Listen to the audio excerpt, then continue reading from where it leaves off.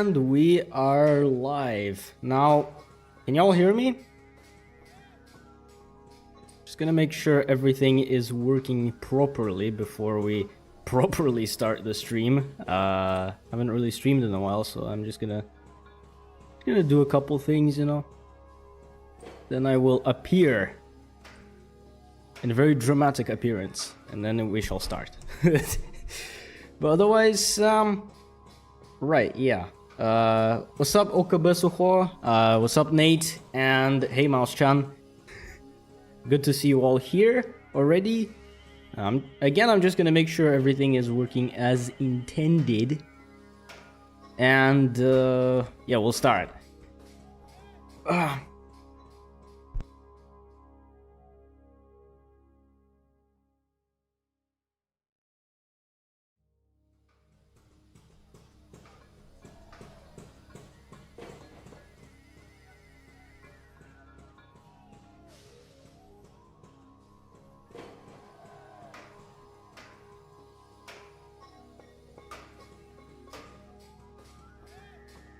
Now, also, what's up, Albanets? How are you doing, man? You good? Okay, wait. Okay, I think I got all of the ships from you guys, so I think everything is ready. Ah, nice. All right.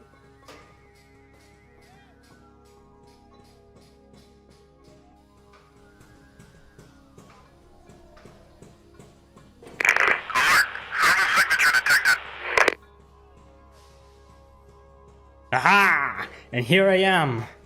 What is up, my fellow Tarhans? I'm Captain Beans. And welcome to your support ships stream. So yeah, we're gonna start in just a moment here. This stream is basically a flight to Hara Vera HighFleet builds. So people from the Discord server has posted a bunch of ships in the Discord server, which I'm going to review today. Very nice. And yeah, just before we start, I just want to say hi to everyone who has just joined. So Nate, what's up? Okabe, again, hello. Albanets, very nice. Good to see you here. Italian Jojo, what's up, bro? And yeah, all right. Okay, good. We got plenty of people already. That's good. I did also post a link to the stream in Frostforce Discord server. We'll see if we'll see if people see that and join here. I doubt it, but all right, let's just go. Okay, now here is HighFleet, and here I am right here. So, okay, I have learned from my previous mistake of having myself way too big. I think I did make a video where I put myself up here in the corner, but I was way too big, so maybe this should hopefully solve that issue. Now, okay, I guess we should start. I guess we should probably define what I mean by, what was it called? The support ships. By support ships, what I mean is that basically any ship that doesn't fulfill necessarily a frontline duty, so like it doesn't have necessarily any tactical capabilities, but it does have hella strategical capabilities. Whether it is logistical, so provide fuel, or as a way to carry cargo from one fleet to another, missile carrying, airplane carrying, sprints, missile defense, it could also work that way. It could be considered a support ship. As you can see, we're probably going to see those in the stream. The Italian Jojo says, had surgery some time ago, had a lot of catching up to do, and in a ton of places. Oof. Well, I hope that you recover really quickly, because, surgeries are kind of crazy, not gonna lie. You know, let's actually start with the logistics class ships. Designed by Okabesuho. Here it is right here. This is the logistics class.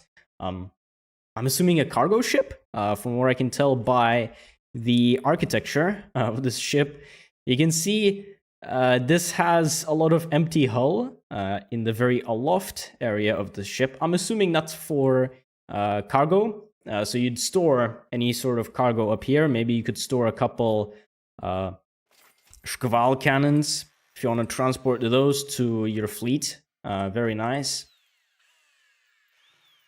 Or you could also alternatively transport anything from all of these new Flight to Hara components that Shieldbearer was kind enough to give us in this absolutely new patch for Flight to Hara.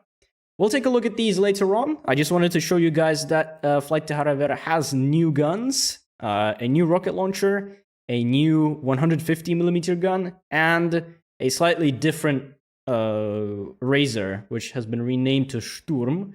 Alright, I guess that's fine. Okay, let me take a look at the chat again. Oh, yeah, Stream Elements said something. Stream Elements bot running, learn how to... So Stream Elements decided to also join the stream. Hello. And... yeah. I already fully recovered from it, but thanks for asking nonetheless. Really appreciate it. Yeah, no problem. The only thing is, I wish I could watch your streams, Italian Jojo, but the thing is, I don't really go on Twitch very often. And I sometimes check my inbox and it says, hey, the Italian Jojo is live. Check him out. And then I realized it was like a day ago. So, yeah. I would really love to join your streams, but to be honest, I don't really go on Twitch very often. So, I'm sorry about that. And yeah, Mouse, I'm doing quite fine. I wonder how are you doing, because I know you've been through quite a bit. Ain't gonna lie. Alright. As I'm going to ask Mouse-chan how he's doing, I guess we'll take a look at this ship a little bit more. I mean, okay, this ship is... it's not too bad, not too expensive, but the fact that it does cost 22,000 just with all of these hulls and components here kind of tells me that, I don't know, maybe Shieldbearer made components more expensive? I have no idea. Either way, this is a very interesting design choice. Certainly not a ship that I would choose for a campaign necessarily, but this thing could be a enemy cargo convoy ship. A very good example of one, actually. So... I don't know, just a neat concept. And actually, same goes for the next one.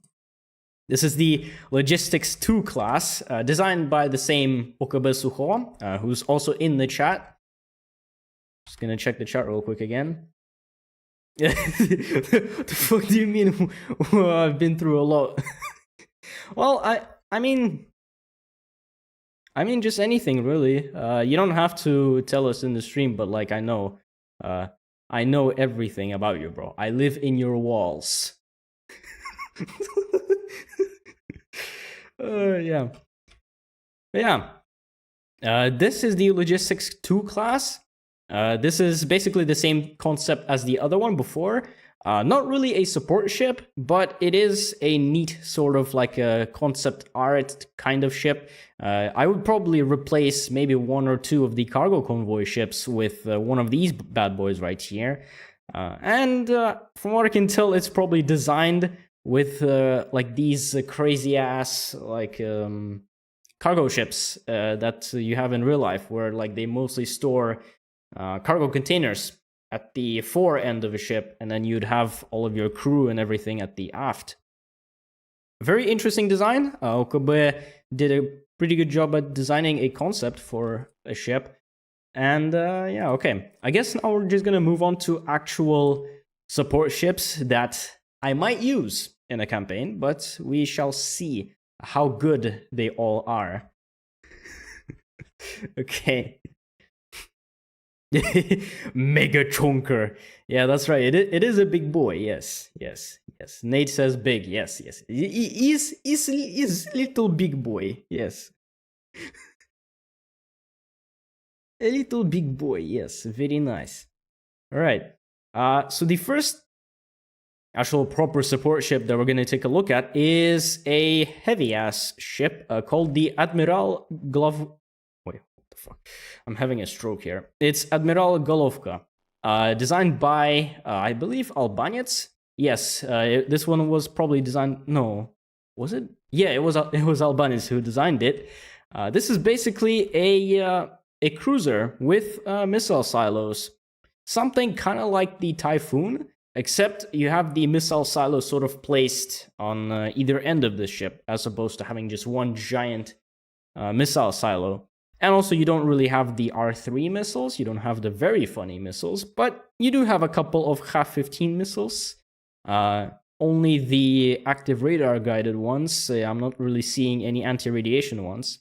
I'm not going to dock any points for that. You can always just change the missiles by choice. I'm not going to dock points for the exact missile choices made, unless it is really something made with intent.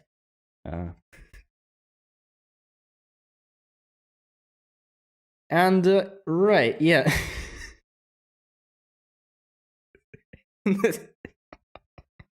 Really like the looks of that ship. Yeah, I think I can agree with you, Mouse. It does kind of fit the sort of vanilla HighFleet sort of aesthetic.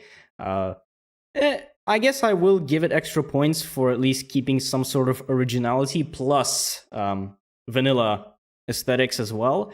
A couple of ships we're going to see have actually a very nice Flight to Hara Vera aesthetic.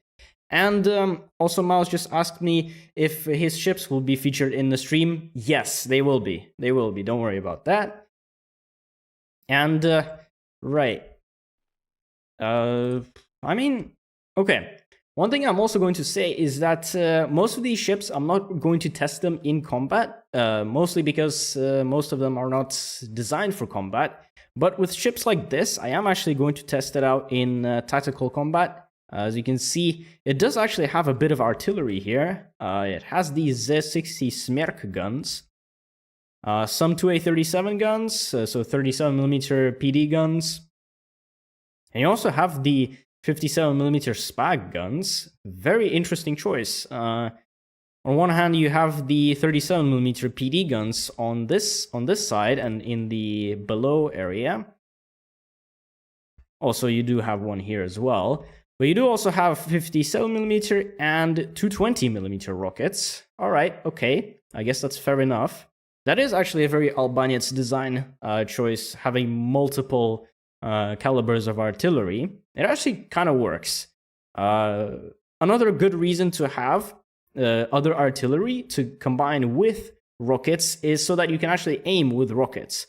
As you'll see in combat, there are two reticles.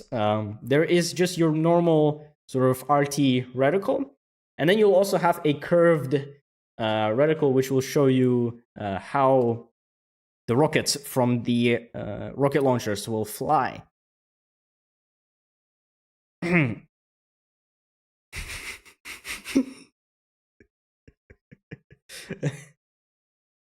Right, okay, I'm just gonna take a look at the chat real quick again. Armored missile carriers are interesting, not gonna lie. Yeah, I can agree here. It would certainly make sense in something like the War Criminal campaign, where you actually kind of do need armor, in case you get slightly, you know. Admittedly, I'm not that knowledgeable in Flight to Hara Vera, and that's fine. If your designs are more designed in a vanilla game, I can always just make some changes to make your ships slightly more better at Flight to Hara Vera. I'm not going to change your guys' ships too much, but if I do see something that will be interesting to change, then I will make a change for that. And the mouse tells me, don't forget to read the lore of my ships once you show them. You bean on toast.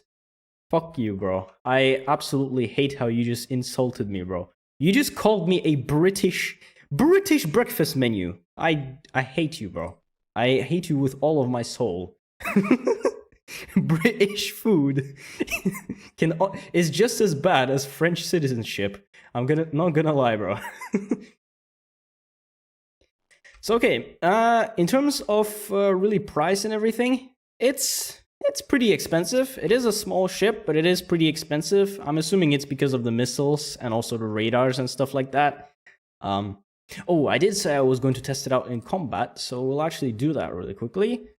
I think I'll test it out against medium ships. difficulty 5, because large ships are actually pretty overkill in this mod. I'm not gonna lie to you guys. Especially in the newest patch, some of the big enemy ships are actually pretty damn deadly. So maybe medium ships will do. As I say, we're gonna do medium-sized ships.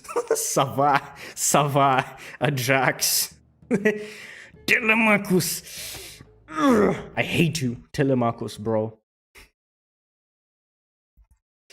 Alright, let's go, bitches. Everyone is in the top right corner again. Very nice. Okay, let's shoot the rockets. Oh, that's a nice sound for the rocket launchers. Where are these missiles coming from? Oh, top right. Okay, got it. Did Shieldbearer buff the 37mm guns? I guess he probably did. Those actually did stop that missile reasonably well, not gonna lie. Okay, is this guy dead? Oh, this guy also has rockets, I believe. It's the MRL Gladiator. Okay, you know what? Let's fly a little bit higher. Finish this guy off with rockets. Also, let's use the 37s to shoot out artillery, enemy artillery. Rocket him very nicely. Oh, spikers! No! Or vampire, or whatever the fuck you call it. I don't give a shit. I played a little bit of Nebulous Fleet Command. I sorta know what I'm doing, but to be honest, Nuke Vessel kinda beat me a little bit. Not for long though. I am going to absolutely beat the shit out of him next time.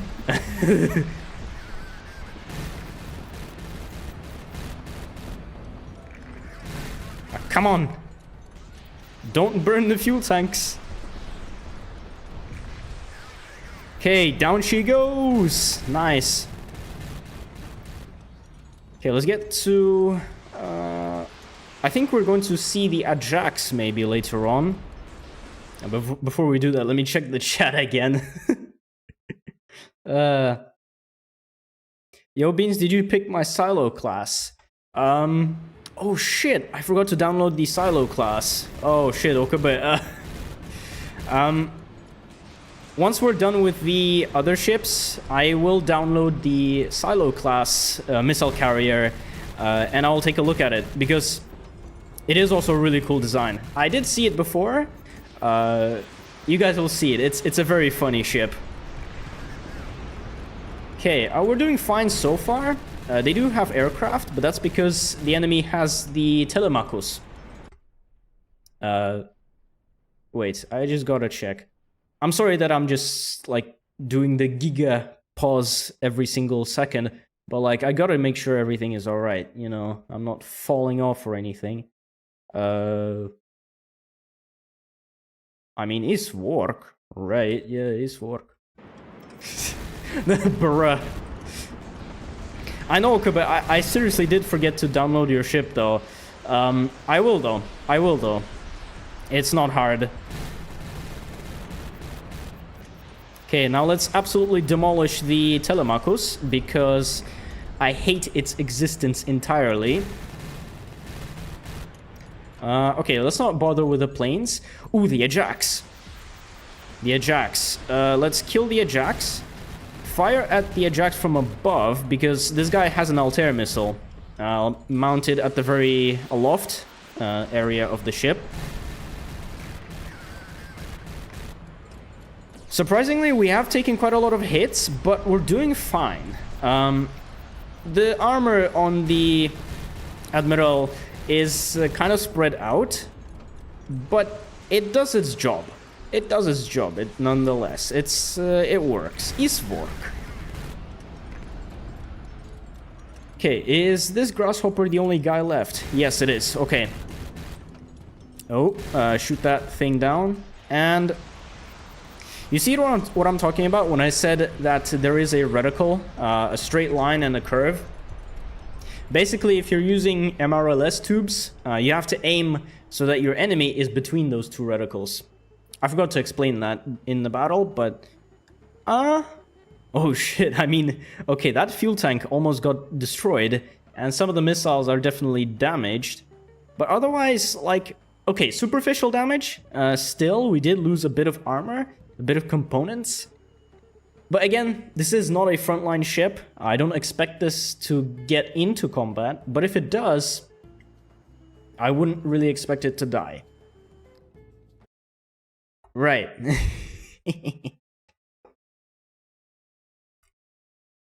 It's MLRS, not MRLS. You've been on pancake. I don't give a shit, mouse. It's MRLS. It's multi-rocket launcher system. It's multi-rocket launcher system, and I don't give a shit, bro. It is shoot rocket. Is shoot rocket. Is make enemy go boom boom. I do not give a shit. One thing I would also really like to try is replacing these rocket tubes with this one right here. This is a completely new rocket launcher system called the Z-103 Огонь. This is a 120 rapid barrage multiple rocket launcher system. You'll notice that this component also says rare. That's because these are custom components which should be added into the mod, which you cannot access in the campaign from like the different towns and like the different shipworks. So if I were to put this on this ship, bring it into a campaign, and then lose one of these guns, oh, too bad, I guess, skill issue. You not get it back, as they say. Let's actually replace two of these with two of these. I just want to show you how these rockets look. The difference between the Smerk and the Огонь is that this one is higher caliber, so 220mm, but it has a slower fire rate and it does slightly more damage. This one is a lot faster fire rate. It also reloads faster, I believe, and it does less damage, but it shoots rockets way faster. So I guess we shall see that really soon. Yeah, you mouse on mouse. Mouse on a house. You've heard of elf on a shelf. Now get ready for mouse on the house. Yes, the drink of the day. Water. Yes, don't forget to indulge in consumption of water, I guess. Okay, let's get into combat. We'll test out these smaller rockets, and we'll see if they're better than the big rocket launcher. And of course, we get just 3 Savas and an Ajax. For fuck's sake, Shield Bear. What the fuck did you do? Shield Bear. Alright, let's go, bitches. We'll keep this Heron alive right there. We'll shoot at the Savas. They shoot at his RT real quick, and we'll do the rockets now. Shoot that missile down. Okay, now just watch the Sava over here, as I'm going to absolutely miss the entire ship. I mean, those rockets are doing fair amount of damage. They are breaching into like the cracks in the armor of the what was it called, the Sava, and it did absolutely destroy it, as you can see here. Okay, we'll keep the Heron alive actually throughout the entire battle. The Ajax is going to be a big threat because he has an Altair missile.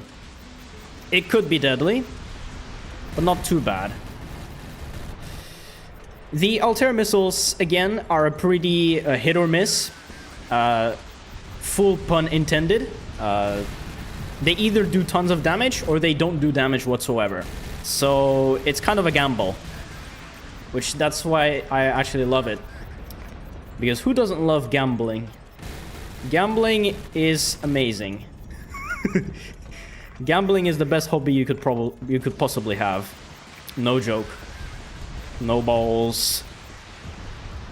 Oh, speaking of no balls, wait. Wait, let me show you guys. Hold up. Fazil, sell his balls. right now. Yes. The Giga Autismus. Oh shit, our stern area and below area is actually quite damaged. Well, that's probably because the guys have been shooting at me quite a bit. Our missile silos are actually fine, which is good. That would be the objective of survival with this ship, is to make sure the missile silos are alive and functional. Oh shit, that was an Altair missile.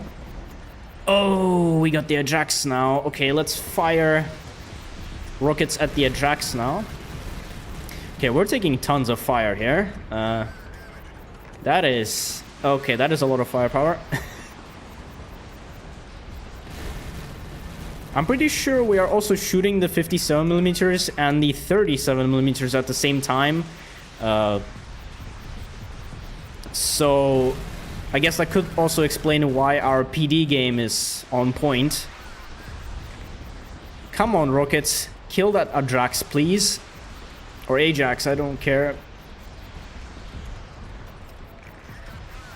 Come on, stop burning fuel. Okay, nice. Ajax is dead. Or Ajax, I don't give a shit. Okay, we did get blown up a little bit. Okay, now we're good. We're good. Shoot the marine boarding pods and then, okay, rocket his ass.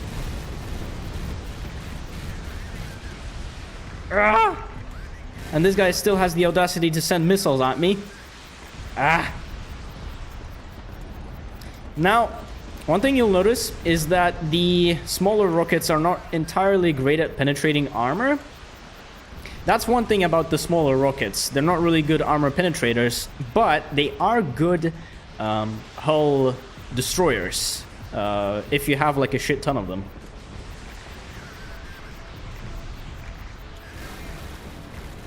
Okay, shoot enemy RT and... Come on! Die! For fuck's sake! Okay, cool! We lived! Yeah! Oh, we are barely alive. I mean, our fuel tanks are still on fire. We don't have any fire suppression systems. So yeah, what I've just shown you here is that this ship, even though it's not a frontline combat ship, it'll survive. Please work. Wait, where's the stream? Speaking of balls, my surgery. Wait, what? What? Did you have the surgery on your... What the fuck? Alright, okay, but jokes aside, please be careful about yours, chat. Testicular cancer is no joke. Alright, Italian Jojo, I guess that makes sense. Yeah, take care of your balls, guys. Otherwise they either will get cancer or they will get taken away. Well, I mean, for most members in the Beans Navy, they don't have to worry about that issue because their testicular regions have already been administratively separated. Let's just put it that way. Now, okay, I guess as a final review for the Admiral Golovko, this is a very nice ship. It is a sort of like a mini flagship-y type of missile carrier. It does have full radar and ELINT capabilities, which will make it really good for spotting stuff. The FCR modules and the sprint missiles are going to be good for missile defense. Even though the only thing I'm going to do, I'm just going to really quickly replace the sprints because Flight to Vera has a new texture for them, which I think it looks better than the original one. Not gonna lie to you guys. I think the Flight to Vera sprints look slightly better. It looks like there is a missile in the silo as opposed to just like a box.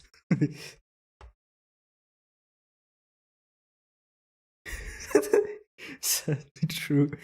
Oh no. Oh no. Okay. I just saw the chat again. Yeah, it's sadly true. All right, okay. I guess we're just gonna move on from that topic of spherical objects. Now, would this also go as a candidate for the flagships? I think so, because it would certainly be a very cheap flagship, and it does have enough strategical capability to be a decent enough flagship, at least for its size and armament.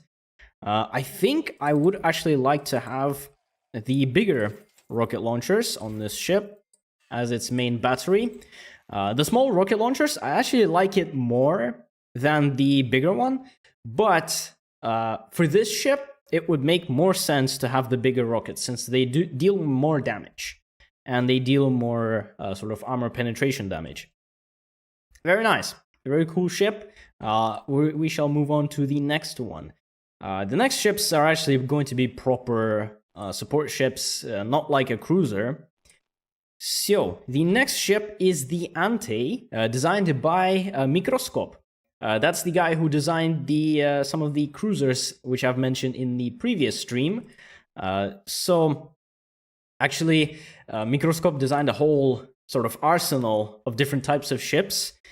This is just an example of what he has designed. As you can see, it is a sort of like a hybrid missile carrier, aircraft carrier / like sensor, missile defense ship. You can see a very unconventional sort of aircraft flight deck design, but I actually kind of like it. It looks cool. Also pretty Flight to Hara Vera-esque, not gonna lie. You can, with the antenna as well, it just actually kind of adds to it a little bit. Sprints for missile defense, T7s, multi-purpose fighter interceptors, good for airstrikes, airplane intercepts, missile intercepts. It's generally just a better aircraft in every single way than the LAD-29. The only thing is that the LAD-29 is cheaper, so yeah, just keep that one in mind. And also, you don't feel so bad if you lose a LAD-29 as opposed to a T7. T7, it would be pretty big loss if you lose it, and also pretty morale hitting if you lose one. Yeah, okay. And, oh, hey, Zeus10, what's up? Beans! Yes! Exactly, that's me! I am the beans! Okay. Now, one thing that you should also keep in mind about having flight decks inside of your ship as opposed to having them on top, like this, is that you cannot really launch them in tactical combat. Otherwise, these planes right here are going to crash into this components right here. I think I'll actually just show you guys just to illustrate what would happen. I'm not going to do combat, I just want to show you guys what it looks like when you launch planes in tactical combat. Now, if you look there in that corner, my planes blew a very nice hole in the port side of the ship. Actually, my whole top area is now missing. Okay. Alright. But my planes are flying, so they are going to do a little bit of damage to the other ships. So, yeah. Also, wait, this thing doesn't have any rotation, doesn't have any gimbal thrusters, very interestingly enough. Alright. Okay. Yeah, it doesn't have any gimbal thrusters, only stationary ones. But, I mean, that would make sense. The stationary ones provide more thrust, and so are generally better for strategical ships. You don't need gimbal thrusters for strategical ships. Since it doesn't really matter how you put your thrusters, just as long as you have more of them, they will give you more thrust, more speed, more range, whatever you're trying to achieve. Well. Now, as an aircraft carrier, this would actually be a really interesting design to pick, because it's not too expensive.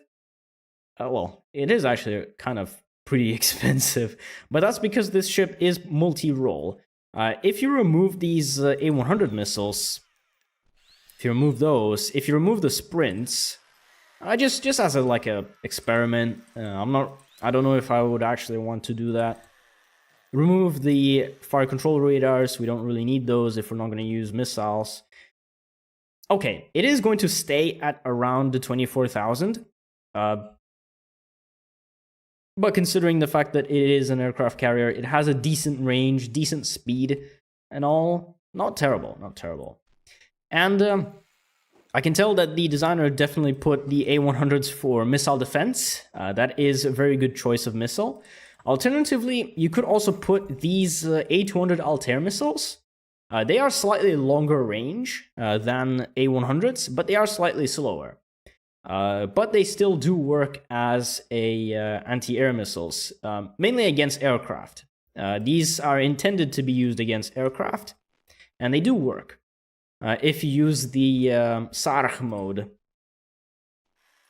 But otherwise, for general aerial defense, I would probably recommend using A100s more. Or, if you want to be even more funny, these A100s. Don't worry about that symbol right there. Don't worry. It doesn't do anything. It's just for decoration. Intimidation tactics and all. Make it pointy.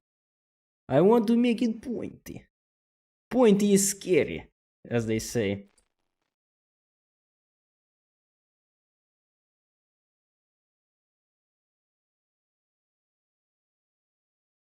I hate that this thing looks subpar to any role it's supposed to do while being expensive. Mouse says. And, okay, yeah. I'm not sure if I would actually choose this ship just as a aircraft carrier or a missile carrier or an air defense ship. But if I had to choose one ship to do all three of them, could be an option. Could be an option. Probably not number one, because of the price. But otherwise, I think is work. No tactical combat test. It doesn't have any guns or armor or anything like that. So I'm just going to then move on to the next one. Now, after this one, we have the Arakins, designed by Nate. I think Nate is in the stream right now. So yeah, Nate, what's up? If you're already here. Here is your ship. Okay. There's a lot to unpack here. This was probably designed as a missile carrier, most probably, from what you can see by these missile silos. Right here, starboard side, there's a whole bunch of them. Holy shit. Port side, there's a whole bunch of them. Okay. All right. Fine. Okay, it's work. Sensors up aloft, okay, they work. Also, I like how the ELINT and the radar are spaced apart. That is a technique that you could use to maximize your sort of radar/sensor coverage. Just space them far enough apart that these yellow sort of sectors don't touch anything. That's actually a technique I used on the Oleg, which is a flagship fuel tanker, which I designed before, way back when. I have no idea when. This ship, however, is just an absolute... it's something. Let's just put it that way.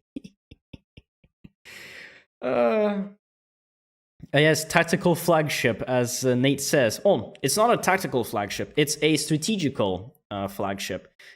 Because it has more strategical assets such as your cruise missiles and surface-to-air missiles and stuff like that. This is the John missile carrier here. Yep. Drone missile carrier. Now, otherwise, this ship is a pretty interesting design. I think this is kind of somewhat inspired by the Strela, which is a flag to Hara Vera sort of stock design. I'm not sure if you guys have seen it, but I did actually play a campaign with one. It's basically like a small sort of long missile carrier which has missiles. I'm assuming this was part of the inspiration for this build right here, with sort of these like sections that are just sort of hanging out out of the main sort of hull right here. Yeah, you can see those like spaces right here, and right here as well. Thrusters, you got the nuclear kind, very nice. For those who don't know, this is a thruster that's unique to Flight to Vera. It doesn't use a lot of fuel, but it does require a lot of power to operate. And also, the only thing that you need to also know about this is that if you lose one of these, it's over. And also, they explode if they get damaged to a point of death. Okay, let's take a look at what the missiles are. If we look aloft, we have Ha-15N, Ha-15N, Ha-15N, Ha-15N, Ha-15N, Ha-15N. Yes, yes, good, good. Now, if we look at each side, we got A100N, A100N, A100N, A100N, A100N, A100N, A100N, and A100N. Okay, so the starboard side is fully loaded with these A100 missiles. Okay, cool. I'm assuming it's the same thing for this side, right? Yeah, okay. It is. Oh, sorry about that. It is. Very interesting. Having so many air-to-air missiles probably makes this ship more designed against air-to-air stuff. Me personally, I would probably load up at least a couple more of these silos with Ha-15 missiles. So maybe just the ones that are below on each of these sort of wings. I would probably load them with Ha-15 missiles or Ha-15P missiles, because those are good against strike groups and stuff like that. Also, in Flight to Vera, some garrisons and even some cargo convoys carry radar on them, so Ha-15Ps are actually pretty damn useful in this mod. I know I said that missiles in Flight to Vera are useless in a video, but I think I would probably change my opinion later on when I actually start this, the next campaign. I will actually try to use missiles slightly more.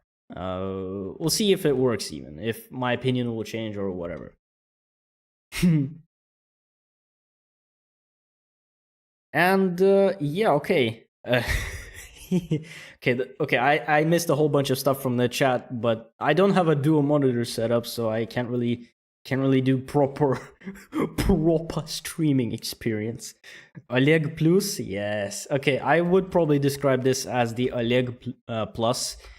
If I were to design an Oleg as a strategical sort of missile carrier ship, this is just a slightly more jumbled up version of what I would have in mind, but it's work. Nate says it has machine guns for anti-missile capability and for basic self-defense against interception. Ooh, yes, I also forgot to say, Nate did put a couple of these 2A37 phalanx systems. Someone already said this in a comment in one of my videos, but this is not a machine gun. It is a close-in weapon system. Or a point defense weapon if you're playing Nebulus Fleet Bamand. Specifically, this ship has the 37mm kind. He has a couple of them up aloft here. He has them to the sides right here. I'm assuming to cover more the lower angles. Very nice. So he has, okay, 1, 2, 3, 4. I don't see any more PD guns, so... Alright. You know what? Just to see how well the... point defense is going to cover, I'm just going to throw this thing into a mild amount of combat. Oh, perfect. We got a Phoenix. This guy is going to launch a lot of missiles at us, so we'll see if the PD is going to work. Okay, where's the Misul? Okay, there we go. Oh, and they're launching from below as well. Okay, that's not too bad. Not too bad. Okay, 37s are still not as great at intercepting compared to 57mm guns, but I think Shield Bearer did actually buff it slightly. It is slightly better at stopping missiles than it was previously, at least when I played Flight to Vera before installing this new patch. Okay, it actually stops missiles decently well. It's work. You know what I am going to do? I am actually going to replace these with 57mm spag guns. I'm going to replace them just for the sake of test. See if that works. See if that will make this slightly better at stopping missiles with point defense. Right. Okay, put this thing here. Yes. Yes. Yeah, and Nate, yeah, you also I did notice that your ship has palash systems. It's these guys right here, these APS systems. They did also work in that combat. We'll see if they work in the next one. I like how when I replaced this with 57mm guns, we got more ships. As if I gave this thing more firepower than before. Which I did, but not by much. Okay, one thing I also kind of noticed is that the 57s, for some reason, have the sound of a 100mm gun. Shield Bearer, what the fuck did you do? I have no idea what you have done with the mod. Oi. Oh, shit, okay. It seems like the 57s... Okay, they're not really converging, that's the thing. If you fire downwards, they don't really converge that well. But they do more damage against ships, though. Okay, some of our nuclear thrusters are actually blowing up now. Very nice. Okay, alright. I guess for this ship, I am going to actually keep 37mm guns. Huh. Very interesting. If you keep 37s, it actually works slightly better.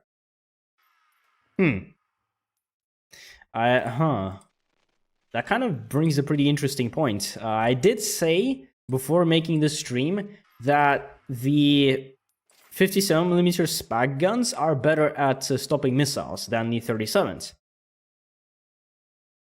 I forgot to mention that that was only true for the previous version of this mod. So, yeah, okay. I might have fucked up there a little bit, but that's fine. I mean, I could always just bother Shield Bearer and just ask him to buff the 57 again.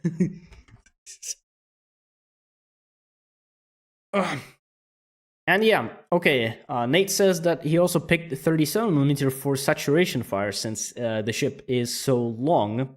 I think I would have probably done the same, probably, unless I would have decided to just go with something stupid like, I don't know, the AK-100s as point defense. Just use 100mm, what's it called, proximity fuses. Oh, one thing that you could also do is you could actually find spaces to install a bunch of these right here. These guys, the R60 Grom cannons. They don't require any ammo autoloaders, but they do fire 100mm shot. So if you load this up with the proximity fuses, it can actually give you some extra point defense, sort of missile defense. Fucking, I'm saying the word defense a lot. Why am I not, bro? I have to like be slightly more offensive than defensive. Like, I don't know. Oh, I mean, they are support ships, so I wouldn't really assume an offensive role with these guys. The offensive thing about this ship is, of course, the missiles. You know, you use those to like, boom, boom. Fucking most smart streamer ever.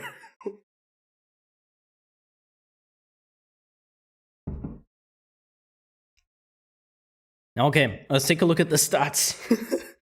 Oh, fuck. I mean, okay, this ship has a pretty insane range of 17,000 kilometers, almost 18,000 kilometers.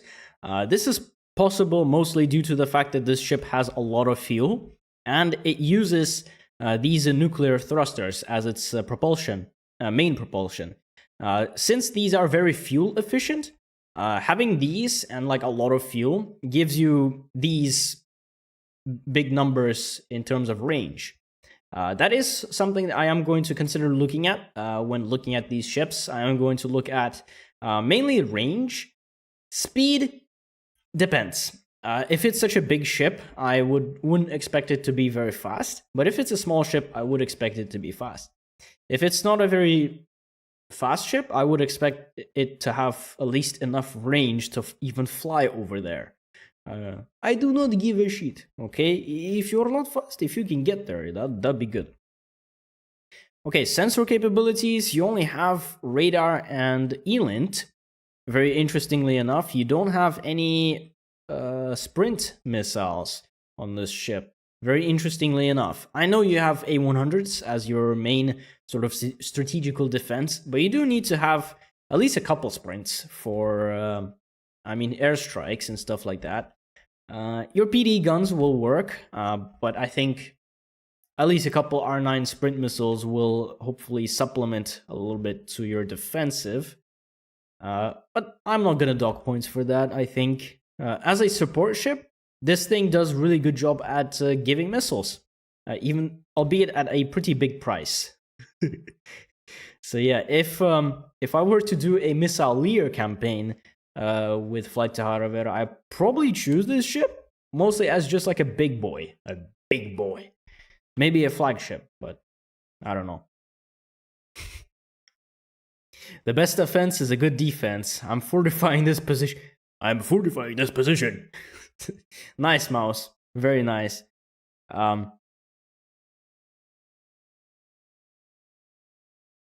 Oh shit, okay. Nate says there is fire control at the bottom of this. Okay. My bad, I'm an idiot. You do have fire control radars at the bottom of the ship, over here, and also there is one over here. Okay, good job. Okay, cool. Very nice. At least you can then put sprints on this ship. Probably at least in a couple of spots where these barrage systems are. Maybe not replace too many of them with sprints, but at least a couple of them. Certainly not the ones up here though, because some of the sprints might crash into either the radar or the sprint. ELINT tower. Fuck me. All right. Okay. I also want to test out something else. Shieldbearer also changed the M88 Razor to this Sturm gun right here. I'm just gonna replace the 37s with this right here really quickly. I just want to test out how good these are. I did look at them previously, just sort of looking at this patch. I've noticed something very interesting and very weird about this gun that Shieldbearer decided to do.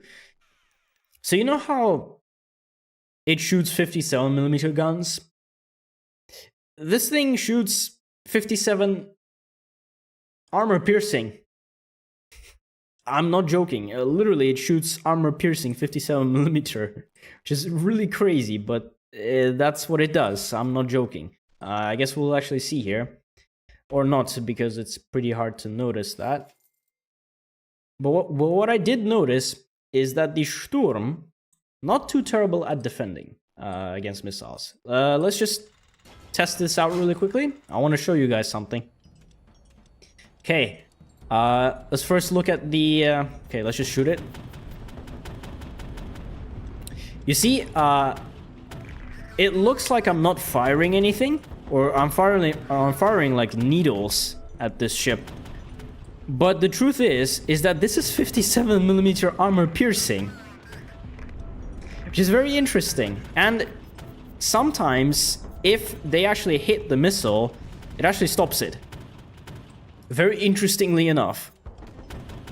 Now, it does still suffer from the issue of saturation fire and the convergence and all of the other artillery math that you can think of.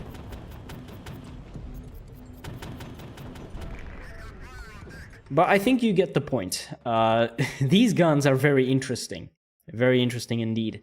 Now, the reason why these shoot 57mm armor piercing, the reason is Shieldbearer will explain it a little bit more clearly than I would, but from what I can gather, that's because whenever you try to add custom ammo into HighFleet, because all of the different types of ammo are hard-coded, meaning you cannot really add your own sort of unique caliber kind of sort of thing. You have to make your custom ammunition sort of one of these certain special types in a way. So whenever he designed this thing, he had to make the 57mm shot armor piercing. There was just no other choice. The same thing he actually did with this gun right here, the Pier 150. So this gun only shoots armor piercing rounds. But Shield Bearer did increase the amount of explosive damage that this thing does. And so, yeah, as you can see, it also says by lore that it shoots only APHE shells, armor piercing high explosive shells. That's just an explanation for a KK code, the game engine just being hard-coded as fuck, and thus being a difficult pain in the ass to mod. Of course, take my words with a grain of salt. If you want to really ask how it is to mod things, ask Shieldbearer.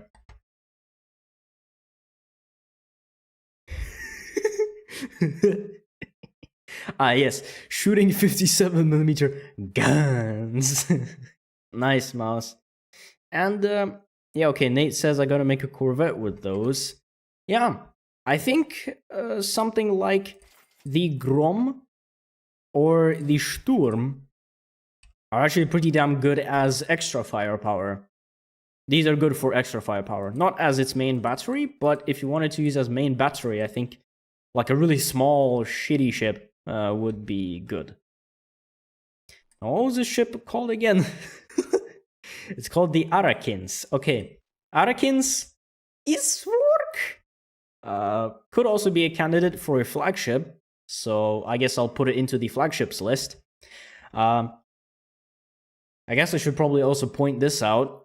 This stream might not be, might be the last one I do before I actually decide to choose my ships for the next Flight to Hara campaign. But if you guys do want, I could actually make another stream where I actually decide what ships to bring into a campaign, and you can actually just throw in all your last minute designs in there. I could take a look at them and then like just test them out in a campaign. Yeah. Okay. That's just an idea I'm throwing, because we already do have flagships, we have fighter interceptor type ships, we have the heavy fighting ships, so cruisers and stuff like that. We're going to have support ships. I'm going to take a look at all of them today, and I think that'll be it. At least after this stream, I will actually start sort of deciding what ships I'm going to choose for the next campaign, with also consideration of the new patch for Flight to Hara. I might also make any changes to the ships I've reviewed before.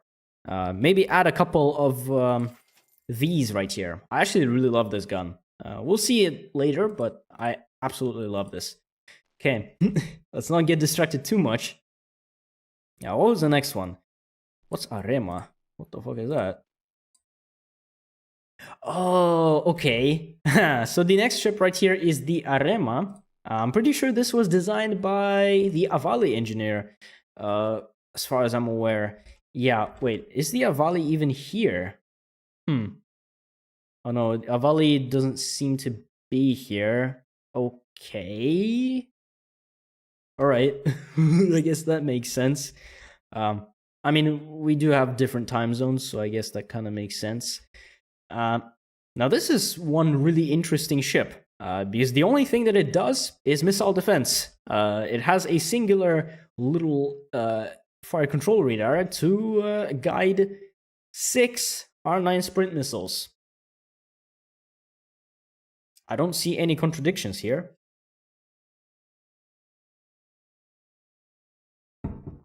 Alright. Sorry about that. And considering what it does, it's also cheap as hell. Only 4,000 points. That is cheaper than one of my tankers. What the fuck? I designed a tanker that is more expensive than this, which is just crazy. Alright. You know what, just for the sake of it, let's go up against a Phoenix. Defend. Yes. Kill the missile. Come on. No. I mean, one thing I also like about it is that it's very maneuverable.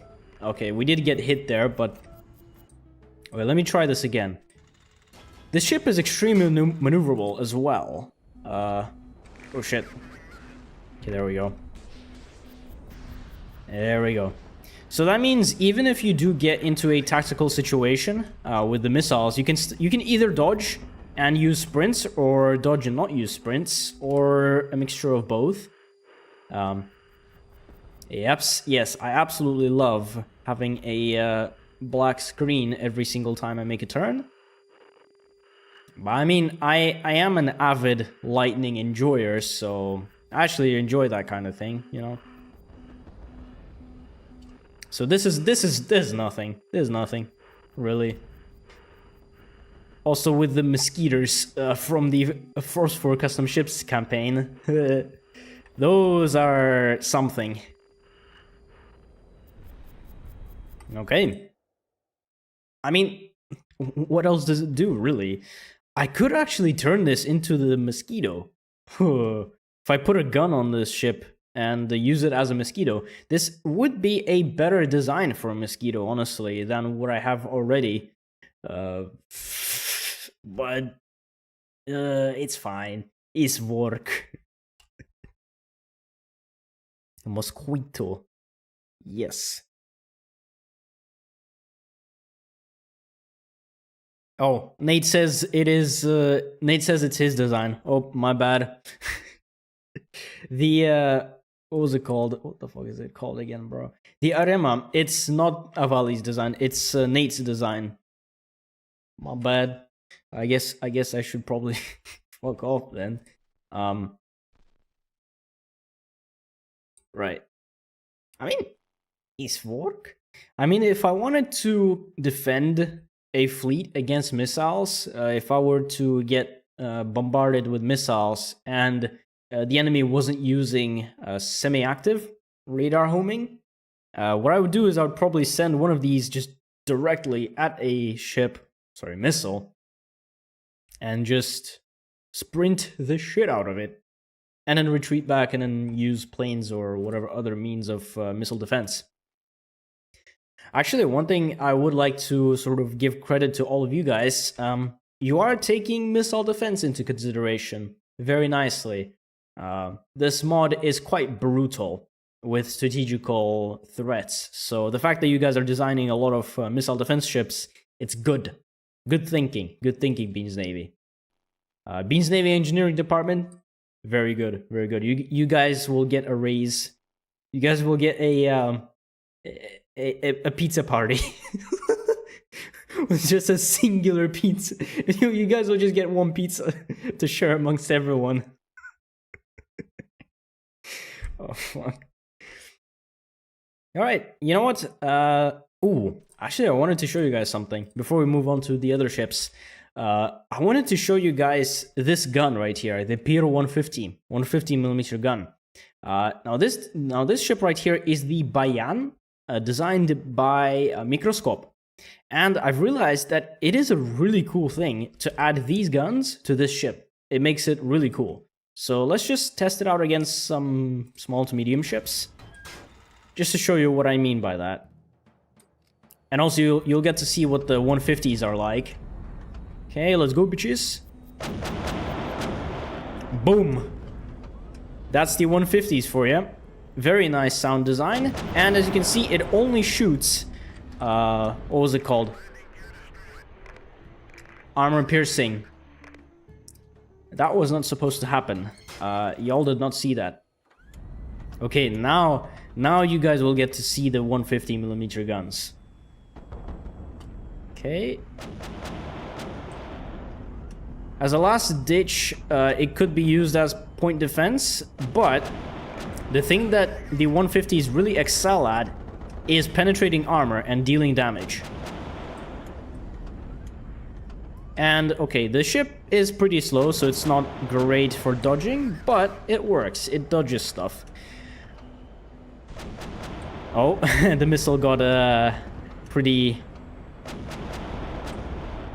Got quite, you know, shot up a little bit. You can see how much damage this thing does to an empty component, to an unarmored component. 150mm, the fact that it uses only armor piercing means that you cannot really get very far away from your enemies in tactical combat. But if you do get close and you shoot at enemy weak spots or even armor, it does hella damage. Which, as you can see, that Vernar just absolutely got demolished. So yeah, 150mm gun, I actually really enjoy it a lot. It is certainly a strike group killer caliber.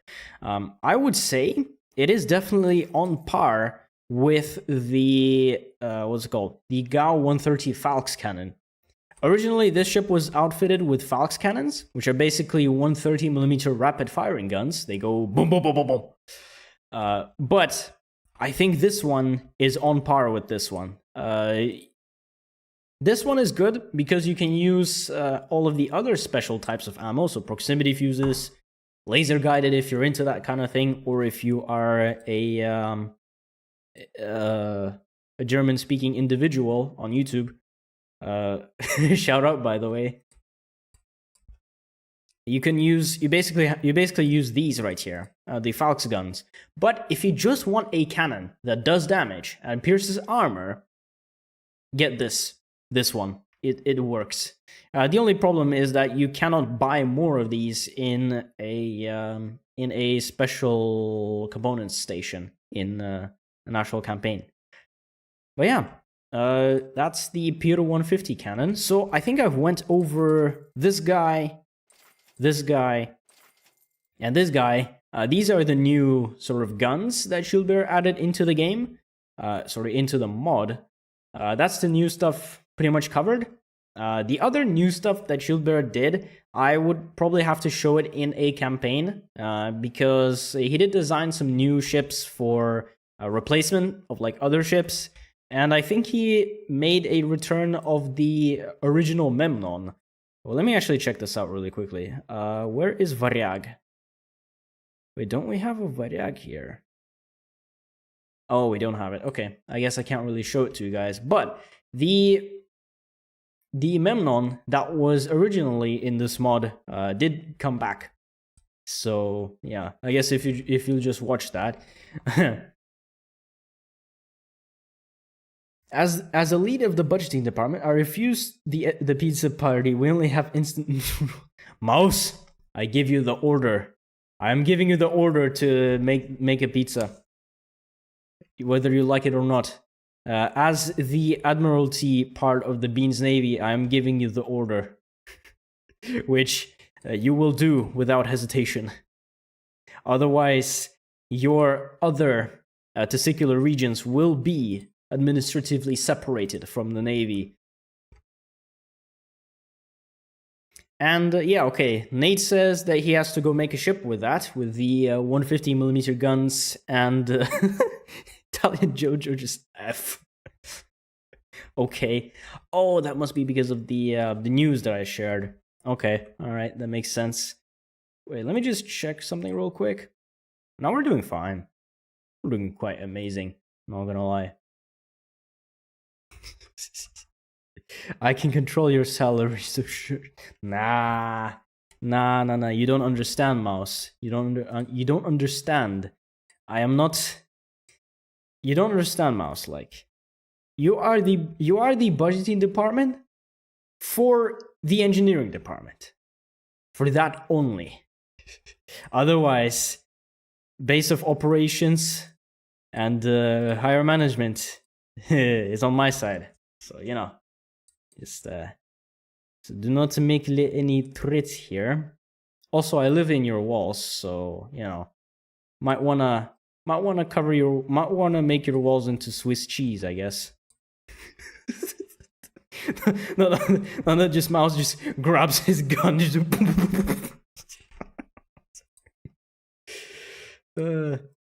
right, okay.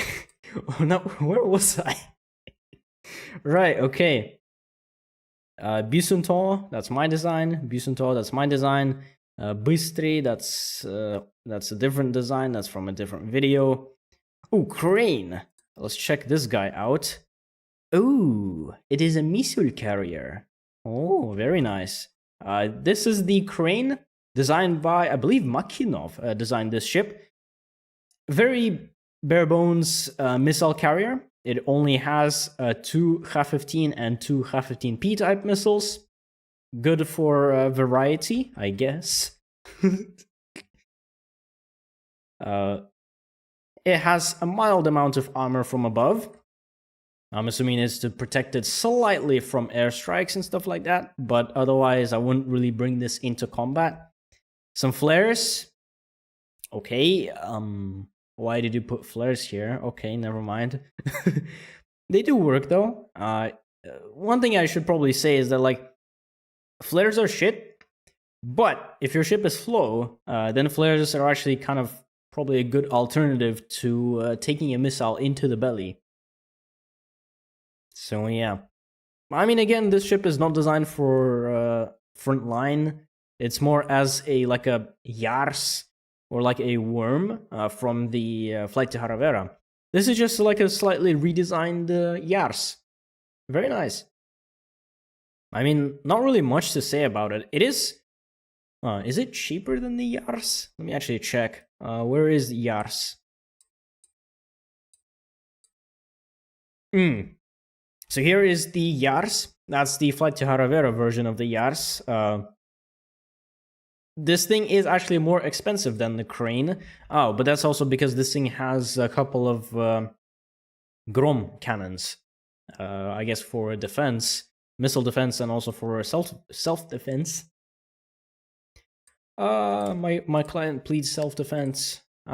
There's no such thing as self-defense, you motherfucker. You could your honor my ass. There is no such thing as self-defense. There is only assault and battery.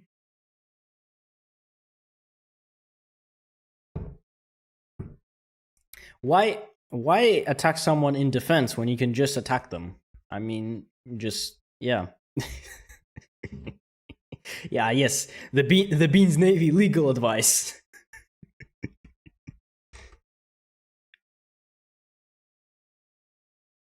Okay, so the Italian jury is asking, should I make a brawler with a single Shkval gun? Yeah, you could. I think it would be a pretty interesting project. For Flight to Hara Vera, I'm not sure how effective that would be. For a vanilla game, I think it would be pretty nice. And did you grab the PP and the PPS? Nate asks. I think I did, but I'm not exactly sure. You guys will see it if there. That didn't really sound really good. No, I did get the PP. You guys will see it. Yes. Yes. Streamer shows his PP on stream. All right. Okay. What else do we got going on here? Oh, okay. The next ship is actually pretty damn good. This is the Daybreak, designed by a nuke Vessel H, otherwise known as Mr. Vessel. He has designed ships in this navy before, and they are certainly ships of all time, including this right here. This is the Daybreak, FG6. I have no idea what that means. I quite rather don't give a shit. But this is a really, really cool ship, I have to say. As a missile carrier, I think this ship might actually win in terms of if I'm going to choose this for a campaign. Not only does it carry 6 missiles for a relatively low price. 6 missiles for 18,000, I think it's better than having 4 missiles for like 14,000. I just think that way. I mean, you could also remove the fire control radar, and that'll make it just even cheaper. And you can just strip this ship down to even less.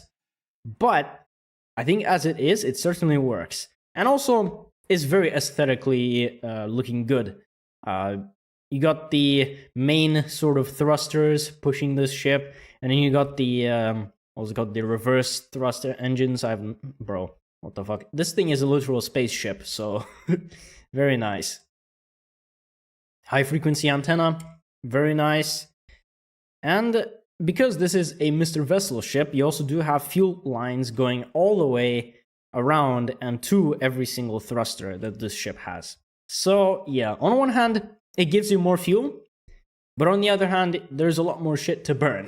So if this thing gets hit once, this thing might be cooked a little bit, just a little bit. Also, I'm seeing some of these weird little things right here. I'm not sure if I want these here. You know, just should remove a couple of them. Maybe replace them with, I don't know, a fucking wait. Where is it? Where is it? Come on. There we go. Sprints. Yes. Yes. Yeah. Okay. Okay. Now the ship is good. Not only does it have you know your strategical surface-to-air missiles, but you also do have your missile defense missiles instead of your shitty-ass, cringe-ass marine boarding pods, which no one actually uses to board enemy ships. I don't get it. Okay. Whatever. Otherwise, this ship has a pretty good speed range. Not bad for a small missile carrier. I think it is better than the Yas, so I think I would probably choose this over the Yas. Price is good, again, compared to maybe the Crane. Oh, the Crane is very bare bones. This one is slightly more functional in terms of like missile defense. But you could also load this thing up with R3 and just bomb the shit out of every single town. I mean, however you want to play it, really.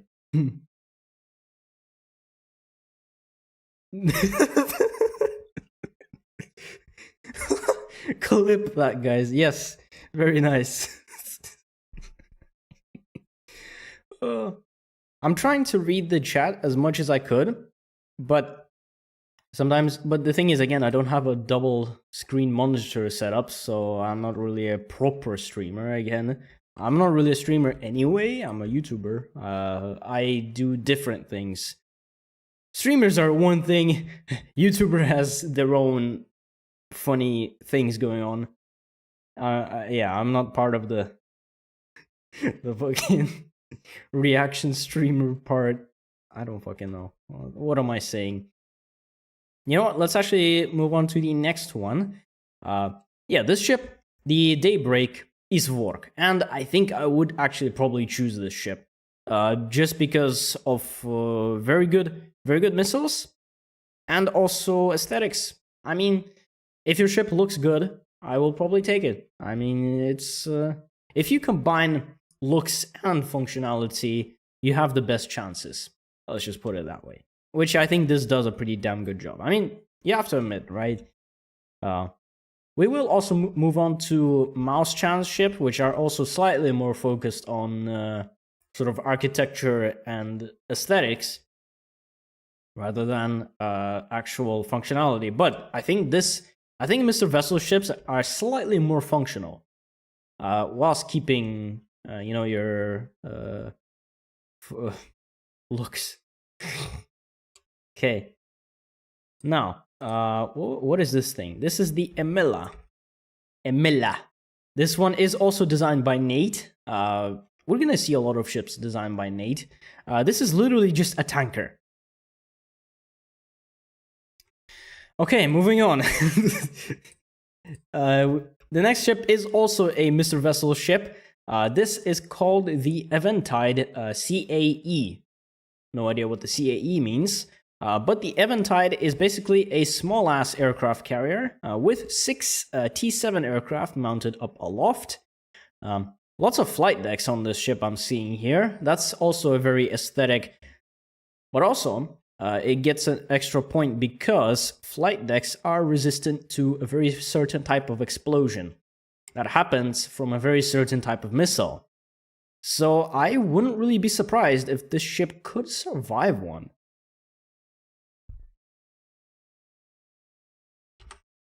Wait. Yeah, you know what? let's try this. Let's actually try this.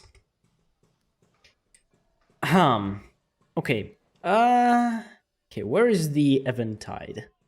Where's the Eventide? Come on. Eventide. It's an aircraft carrier, so it should be blue. There we go. Get one of these. And do I have any missile carriers which carries any funny stuff? Cheerful M2. Okay, we'll just use these, I guess. Okay. Don't worry, guys. I'm not... Oh, CA should be carrier. E, I guess, would be escort to an escort carrier. And Mouse Chan said, how dare you call my designs inefficient? I didn't say they were inefficient. I didn't say they were inefficient. I just said that Vessel has slightly more functionality than... yeah. Okay. Now, since Mr. Vessel is not on stream, he won't get to see this, but don't tell him, guys. I'm just going to really quickly, you know, just launch a missile at him. Yeah. Don't worry about that. Don't worry, guys. It's fine. It'll survive. Okay, that is a bad side for that missile to go. Look at that. Disobedience to high command. And this ship survived. I mean, okay, let's launch another one. Because, okay, that missile hit it in the stern, which is where the bridge is.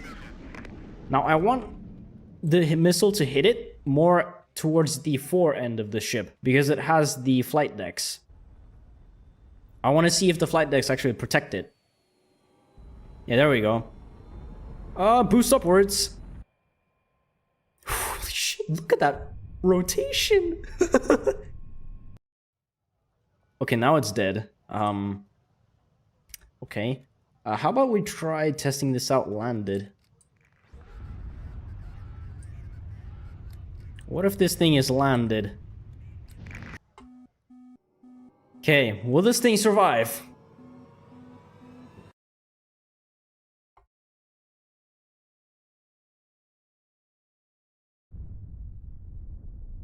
I think it's dead. No, it's not. It's not dead. Ooh, look at that. This ship basically took most of its damage in the flight decks up aloft. So yeah, see? Flight decks do protect you from these kinds of missiles. So I guess we'll just leave it at that. Do not tell Mr. Vessel of what happened here. And yeah, wait, let's just get back to his ship. Just gonna pretend that nothing happened here. Okay, so as an aircraft carrier, this ship would be really nice. I know this ship has like a whole bunch of T7s, but I think you could also mount a whole bunch of Lat-29s on this ship. You can have 4 Lat-29s and 3 T7s right here, which I think is more armament than the longbow. So yeah, this is a really interesting alternative to the longbow. If I do plan on bringing a dedicated aircraft carrier, this could be an option. But then you do also have the Sublimat, designed by Okabe Suho, which is going to be competing against something like this. The Eventide is going to have pretty rough competition, but we'll see. Again, as the other design that I've shown you, this thing has fuel tanks going all the way around to all thrusters. This thing has flight decks as armor and as a way to mount planes, which is good. Bridge at the stern with the thrusters, reverse thrusters right here.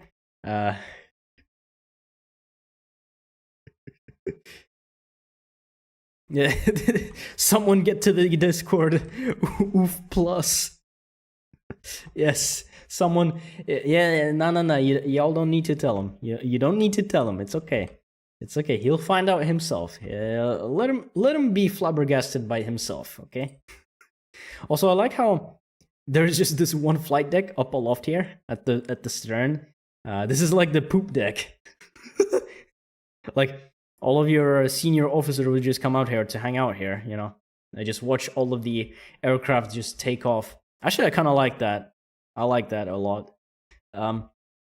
In terms of capabilities, I mean, this thing just has aircraft. It doesn't have any guns, which makes it a dedicated aircraft carrier. With T7s, this thing costs just about 33k, which is not bad. I think the longbow is cheaper or more expensive. I have no idea. Let's load this thing up. Okay, the longbow is way more expensive than the Eventide. Okay, so I think the Eventide is going to probably win quite a bit. Okay, no, the longbow has more planes, but the Eventide is cheaper. So, very interesting. Okay, it also has a pretty decent range, speed. A lot of these ships are fast and are decent range. My main concern is having a speed of more than 200. If your ship has a speed of more than 200, it works. It's fine. It's work. But for a support type of ship like this, maybe a slightly higher speed would probably be expected. Especially for ships which are mainly designed for missile defense. I would expect to have such ships at least 400 kilometers per hour. But aircraft carrier, mostly for power projection, this ship should have enough range to go out a little bit, send aircraft, come back, profit, I guess. Okay. Meow. Right, I'm pretty sure that's all of Mr. Vessel's ships covered. Oh, there is one more, but we'll get to that once we get there. Wait, wasn't there actually a... Oh, I did miss this one. So here is another ship designed by Mr. Vessel. This is the Courier Mk3. Basically, it is a fuel tanker with nothing really much on it. Just the fuel, just thrusters, and an antenna. You can see that Mr. Vessel has designed his ships with a certain aesthetic to it. I think it is partly inspired by Bebolu's Fleet Bamand. I'm pretty sure he did take inspiration from the shuttle. Kind of interesting. I think this is meant to be like a slightly bigger, slightly better version of the Courier, which is like a tiny rocket-sized ship meant to carry cargo from one fleet to another. The way that inventory works in this game is that you pretty much just have unlimited inventory space, as long as you just have a ship that could carry stuff. You could pretty much just like load this thing up with like a whole arsenal of missiles, guns, components, stuff like that. Carry it to the main fleet, refit everything, make this thing come back to a I don't know, some strike group, I guess. And yeah, this one has slightly more range, and it is also very fast, like the other one. This is just a slightly bigger one, which I guess it could work. I think I would probably prefer to use the smaller one though, the MK2 version, just because it's smaller and it's less expensive. Otherwise, this thing also is very nice. French, I forgot about the stream. Vessel, what's up? What's up, man? Mr. Vessel. Let's go. Mr. Vessel joined the stream. And he says that it is indeed not inspired by the shuttle, and he says that he just made up the shape. Okay, I guess that's fair enough. Ooh, by the way, since you are here, just so that you don't scroll backwards, I just wanted to tell you, bro, your Eventide, very nice. Very nice design. And, where was it? The Daybreak, this one. This one actually has a very good chance of being chosen for the campaign. Very high chance. Because of, first of all, capabilities, and also the fact that it's a little bit more capable in terms of strategical stuff. Fuck, what am I saying? No, it is better than the Yars. And it is better than a missile carrier that I showed even before that. So, yeah, this has a very high chance of being chosen. Very high chance. And maybe even the Eventide. But the thing is, aircraft carriers are a bit tricky. Aircraft is expensive in general. So I would probably prefer to have aircraft just placed just on my flagship as opposed to having a dedicated aircraft carrier. But if we do have space in the budget for one, maybe this one could be a candidate. But yeah, the Courier MK3, I think I like the MK2 better. The one that looks like a rocket. Very nice. No, guys. What are you guys talking about? I did not nuke it. No. Don't worry. Don't scroll backwards. It's fine. You gotta keep up with the stream, you know. We're gonna move on to some of the other ships here. I think that's all of the Mr. Vessel ships. I think that's all of them. Unless I'm missing something, I guess I'm just gonna wait for him to reply. Alright, I guess we're going to move on to the next one. Oh yeah. Sublimat M. I did review this ship before. I just wanted to show you guys that, yeah, the sort of ships that my fleet has designed. Very nice. Okay, Emela is shown. What the fuck is this? What is Glaucus? Ah, okay, now we are getting Avali Engineers ships. This is called the FS-16M1 Glaucus. This one was designed by the Avali engineer. They have basically designed a missile carrier with a whole bunch of missiles just sort of gimbal squeezed right here. And also a bit of a fuel tank right here with some strategical sort of, sensor capability. And this design is extremely min-maxy though, I gotta admit. This thing only has like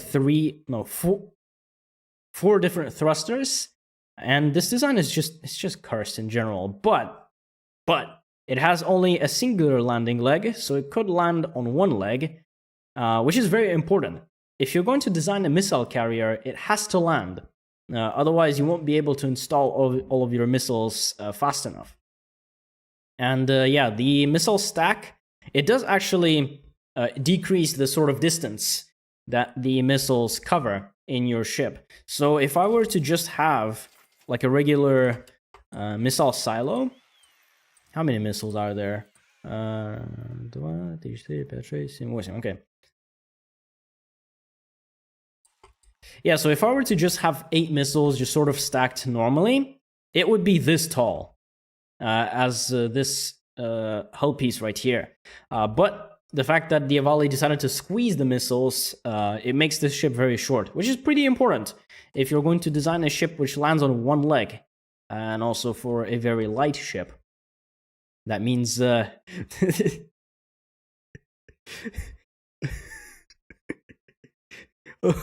Oh, I'm sorry, what? I see. No, Vessel. Nothing happened to your Eventide. Nothing happened to it. Don't worry.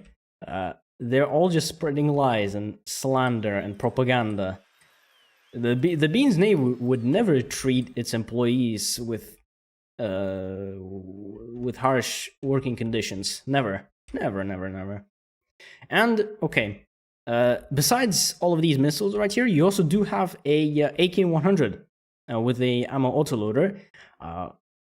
100mm gun, I think it's better to have than just say like a phalanx or a spag gun, because you can load this thing up with proximity fuses and it would be slightly better at missile defense than just one 37mm gun. But yeah, this is a dedicated missile carrier with mild amount of sensor capability and a mild amount of self-defense. I wonder if I could land this. I'm gonna bet Avali is going to be looking at this like, what the fuck is he doing? But we'll see if this thing is even landable. If that's a word. That is a word. That will be officially part of the Bean's Navy user manual. Sorry, the officer's manual or whatever. We already would have a couple of terms in there, so.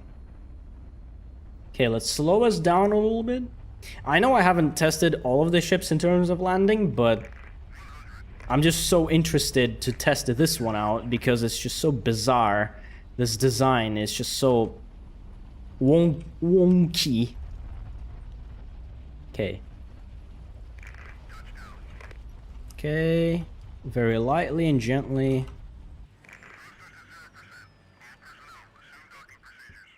Okay, good. That is very good. If I can land the ship, then anyone can land the ship. Good, it works.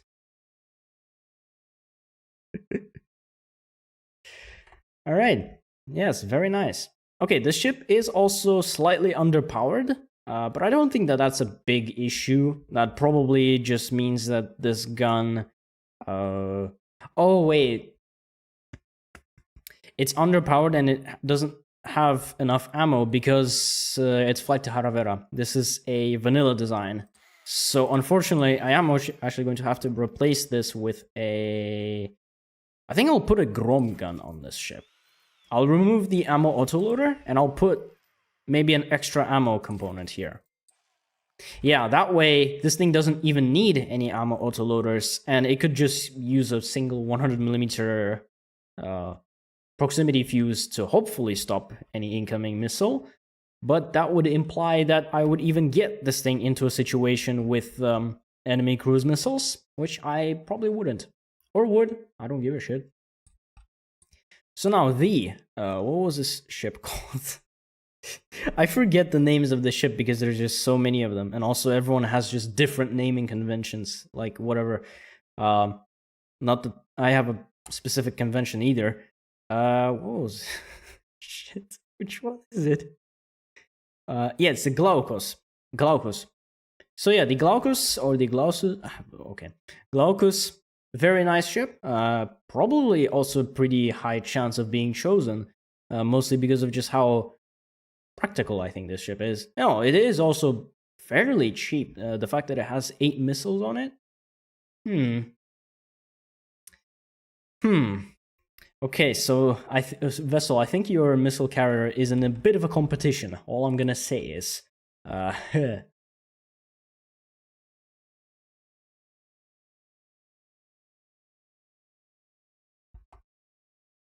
okay, there we go. Okay, just looking at the chat again, you know, what is a naming convention? I do not have one, says Mr. Vessel. Oh, well, me neither. I don't have very naming convention. Yes. But I do name stuff after just completely random bullshit, so, you know. That's just how I do. That's just how I does it. Okay, the Glaucus I think is done. One thing I would also like to make a like an honorable mention, because it is an Avali engineer ship. This is the Snail, designed by the Avali engineer. I've already featured this ship in a previous, I think it was a stream or a video or whatever, probably a video, but basically this is just a tanker, just a strategical tanker. It doesn't really do anything, except it does have a gun, but this is a vanilla design, so I think I'll just keep it like this. For flight to have a Vera, I think I'll just do the same change right here, add more fuel instead of the ammo, and yeah, okay, it's work. I'm not gonna save it, but I just wanted to show you guys just to illustrate. Whew. Okay, give me a minute, all right? I'm gonna just take a little break here.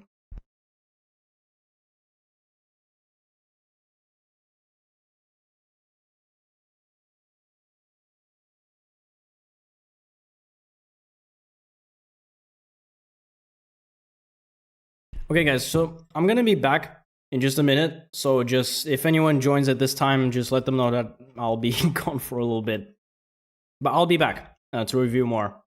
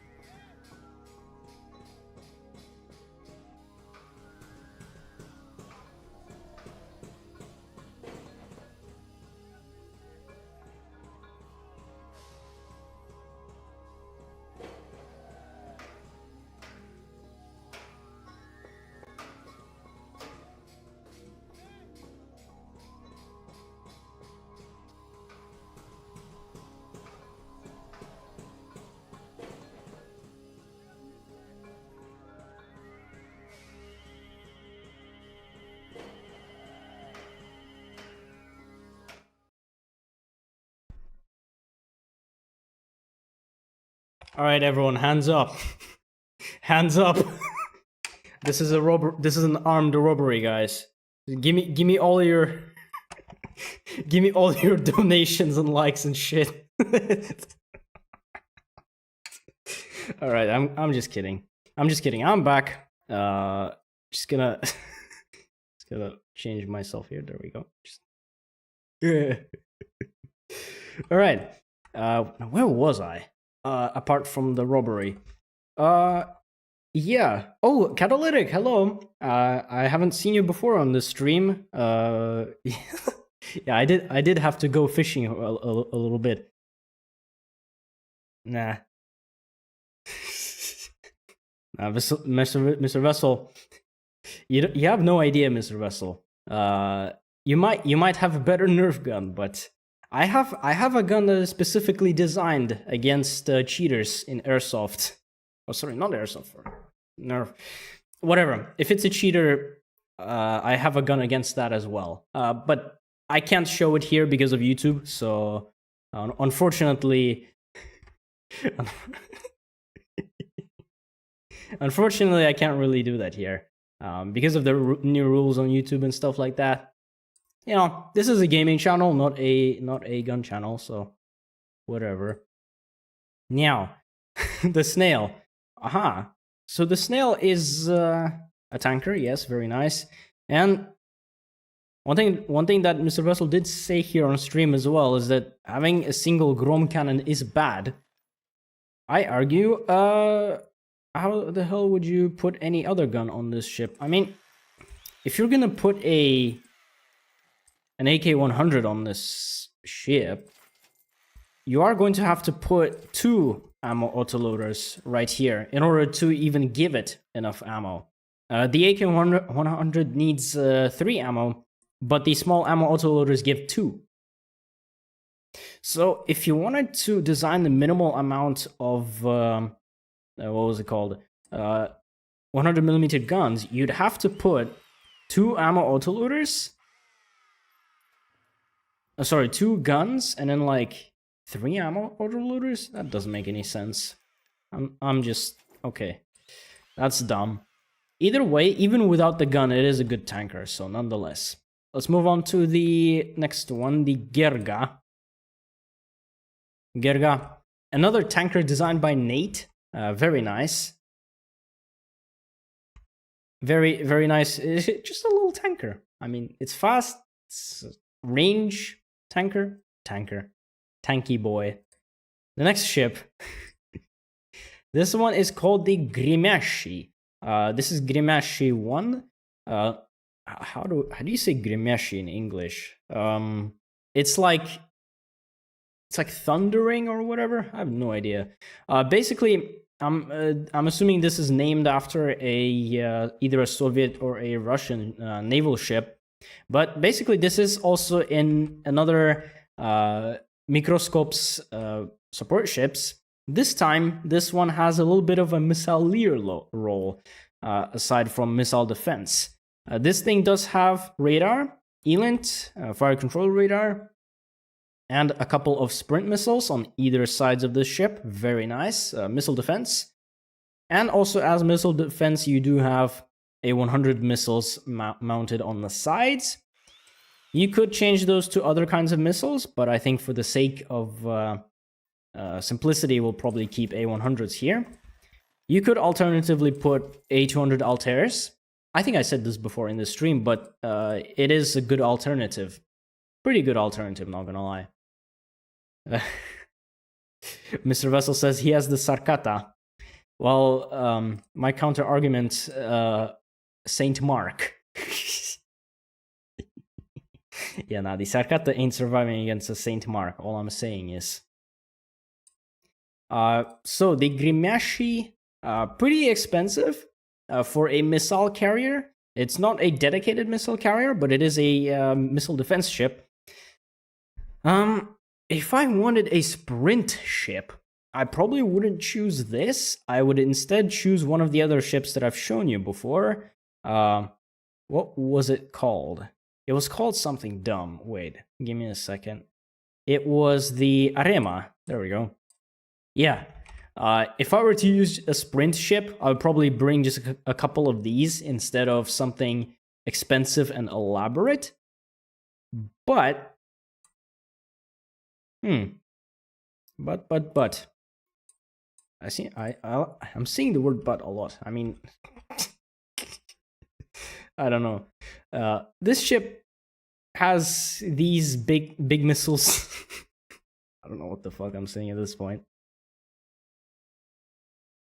Arcadia Rose. Well, even the Arcadia ain't surviving. Even the Arcadia ain't gonna survive, I think. Mostly because I didn't install the 305mm gun mod, so it doesn't actually have any guns on it, except for its secondaries. So yeah. All right. I mean, it is still a pretty tricky question though. When it comes to like multi-role ships, do I want to have a ship that could do like more than 3 things at once? Being not too cheap. This is cheaper. This is certainly cheaper than the other ship that Microscope designed, which was the Ante. Just gonna show it real quick again for those who haven't joined the stream before. Ante. This is an expensive ass aircraft carrier, but the Grimashi, not too expensive, but it only carries 4 of these missiles. And okay. I don't know about that. I don't know about this ship. I think I'll just probably leave it for a later discussion because I don't know. Okay. Right. The next ship on the list is Haufinch. Yes, it is Haufinch. This one is designed by Mike Makinov, the same guy who designed the Arin, which was a missile carrier, which I've shown you before. It was like a bare bones missile carrier. This is a not so bare bones tanker. As you can see, it has fire control radar, very interestingly enough, a jammer. First time seeing one of those on one of your guys' ships in this stream. Pretty interesting, could work.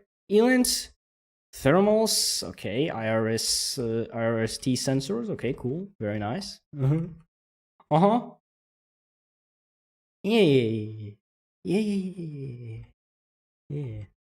Okay. And also, Mr. Vessel said something about. Wait, hold up. Let me just reset the chat real quick. There we go.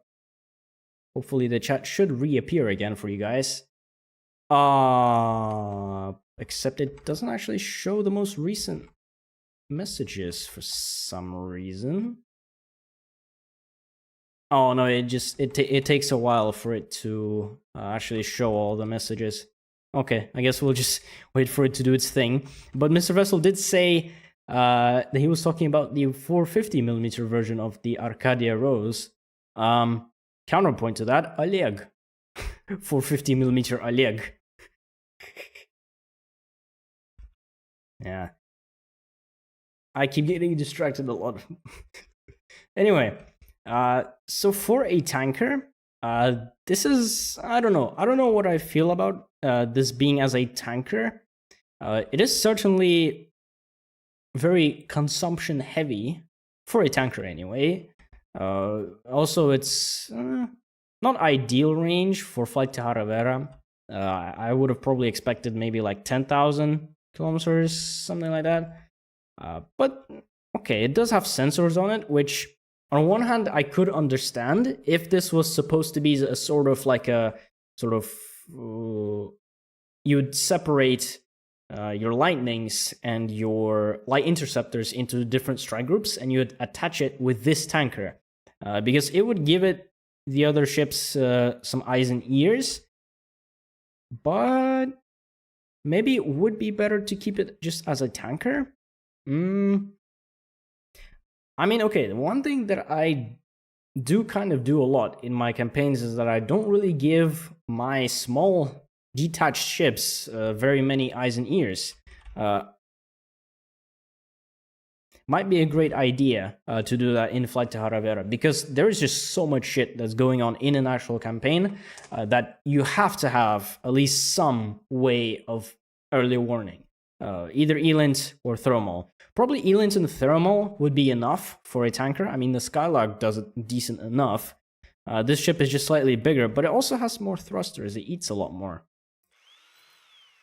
If I take some of the thrusters out of here, I mean, if you strip this ship down a lot, you could potentially just get up to a 10,000 kilometers range on this ship, which it would have to sacrifice a little bit of speed. But I think if you make this ship lighter, it would also kind of sort of balance your speed a little bit, since if you decrease your speed, you weigh less. It means you don't have to use a lot of fuel to push your ship a lot more. That means you're going to be faster, I guess. I don't know. Not gonna go into the exact physics here, but I think y'all could understand here.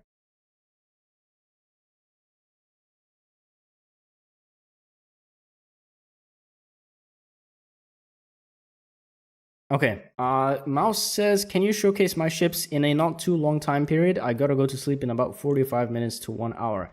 Oh, I mean, your ship, I mean, Mouse's ships are actually not that far already. I mean, the next ship is already Mouse's ship, so yeah, okay. The Hawfinch, I don't know about having the fire control radar on this ship. I would probably go without it. Jammer, I don't know why you added the jammer. I would probably also do without it.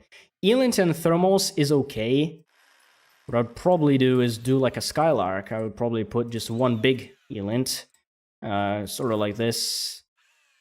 I mean, that would just be a bigger Skylark. I mean, okay. Yeah, so I guess what I'm going to say is this wouldn't be as great of a tanker as some of the other ones we've seen and we will see. So yeah, okay. Half-inch is work, but maybe not for Flight to Hara, maybe vanilla only. What is the next one? Next one is the Helsinki. Oh wait, that's not a support ship. It is Mouse Chan's ship, but it's not really a support ship.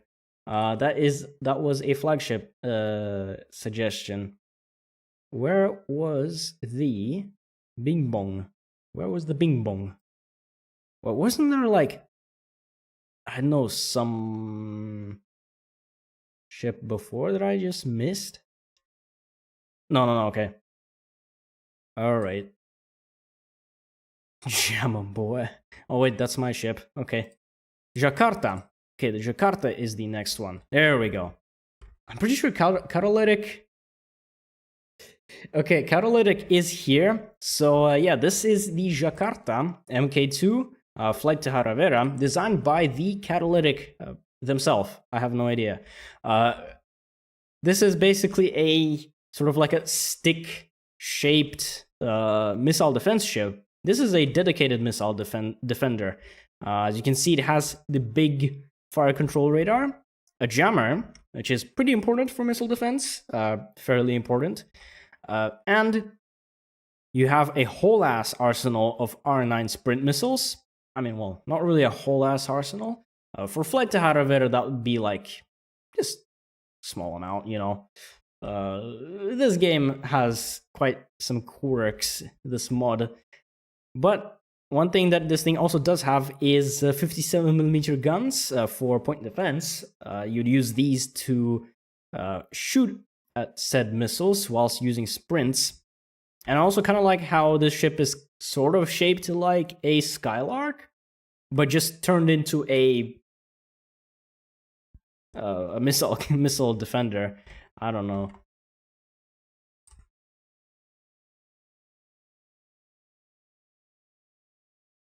Now, as Catalytic themselves say, it is the angry Skylark. Okay, just give me a minute, real quick.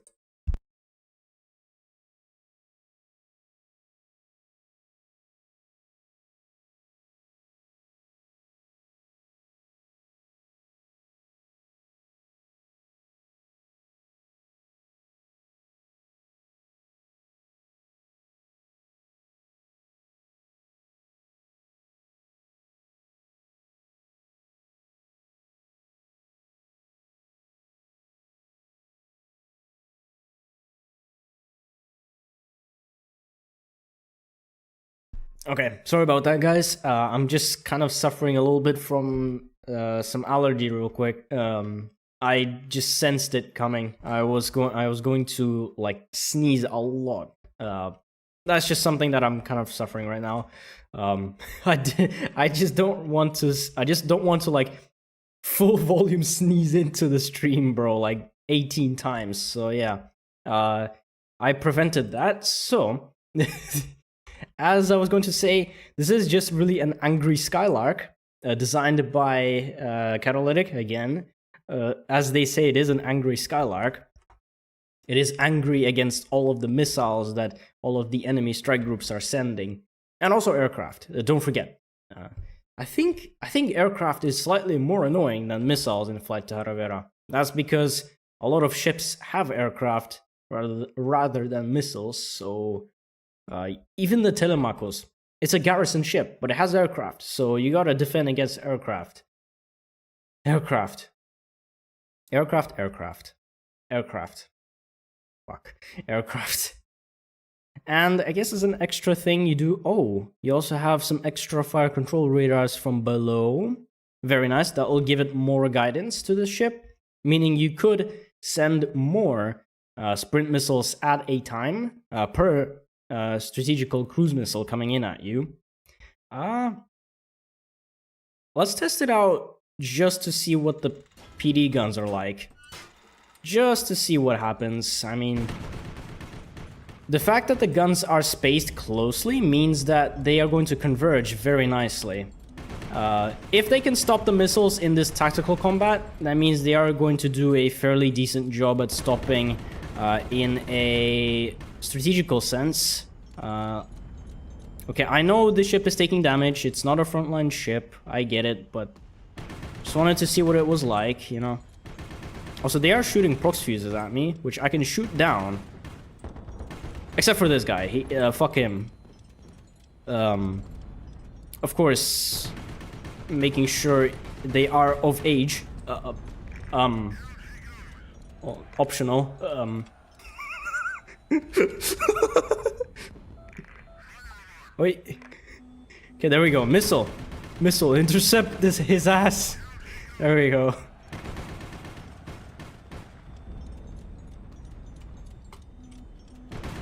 Oh, let's use the sprints now. Nice. The sprints did stop that missile. Very nice. Okay, now Vanillus, could you please die? Yes, thank you. Thank you. What? Okay. Now, this ship does work at stopping missiles. If it can stop all of these little small missiles in your tactical combat, it does have a chance of stopping the bigger ones that you see in your strategical gameplay. The sprints are really the big strength of this ship. This thing has hella sprints. And it is also pretty expensive. Not like some of the other ones that we've seen, but the fact that most of the cost is the sprint missiles, I think makes the price slightly worth it. The guns also make it very worth it. Especially, even in this version of the game, even in this version of the mod, the 57mm guns are still pretty damn good at stopping stuff, if you have a shit ton of them.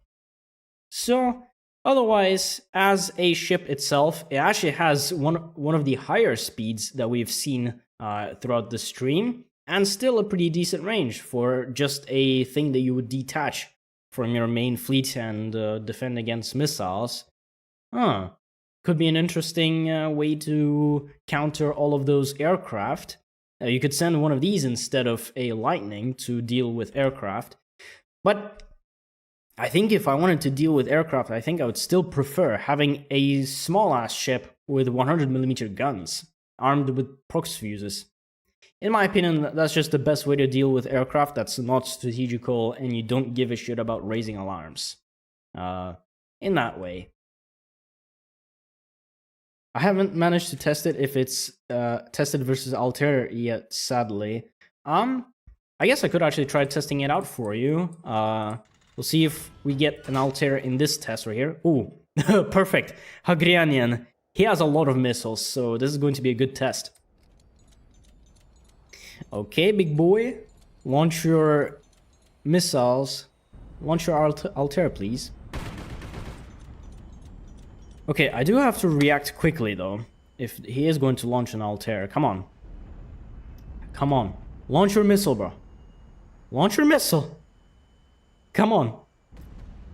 Don't be slow. Come on. Don't keep me waiting, bro. It's getting tense.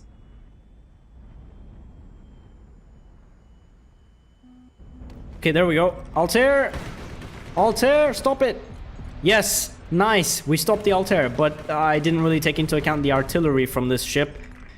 We did get hit by the RT, but the Altair did get stopped by both sprints and by the 57 guns. Fuck. Very nice. Okay, cool. Cool. So, yeah, nice. Catalytic, you don't have to test out your ship against Altair missiles. It works just as good as some of the other missiles. Very nice. Also, Nate says it looks like a Christmas tree. I mean, kind of. Kind of. Like a very fat Christmas tree that, like, has a very thick base, but, like, not a very thick leaves and, you know, stuff like that. That would be a pretty shit Christmas tree, not gonna lie. Which, I mean, speaking of, I mean, Christmas is only a few months away, by the way, guys. 2024 is about to end. I'm not gonna lie to you guys. Which is really scary to think. Really scary to think, not gonna lie. But yeah, that is the Jakarta, designed by Catalytic. Very nice missile defense ship. This could actually be a candidate for defending against aircraft and missiles, instead of just using a lightning with proximity fuses, but we'll see. We'll see. I might make a stream where I decide to choose your ships, but I don't know. That's not going to be confirmed. I mean, streams are not really my thing, you know, for a lot of reasons, but I don't know. We'll figure it out.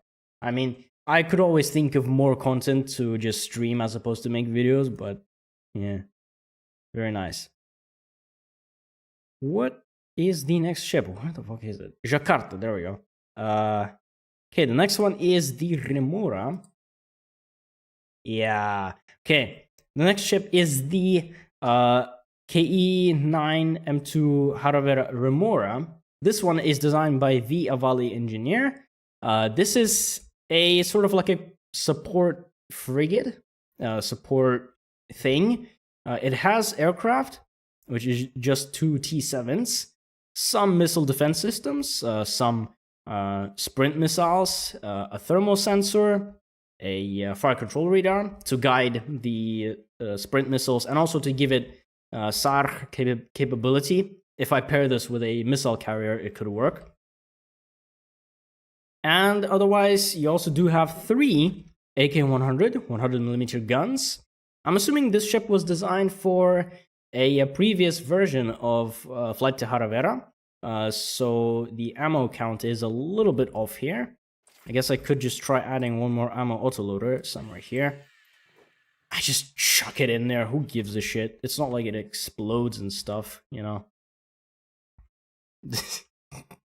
Okay, I am going to test this one in combat just to see what it's like, and I think I'll arm it with proximity fuses just to see how it would work. I mean, this is probably the way I would probably use it in a campaign. Okay, first of all, let's launch my aircraft. Hopefully they are going to do a little bit of damage.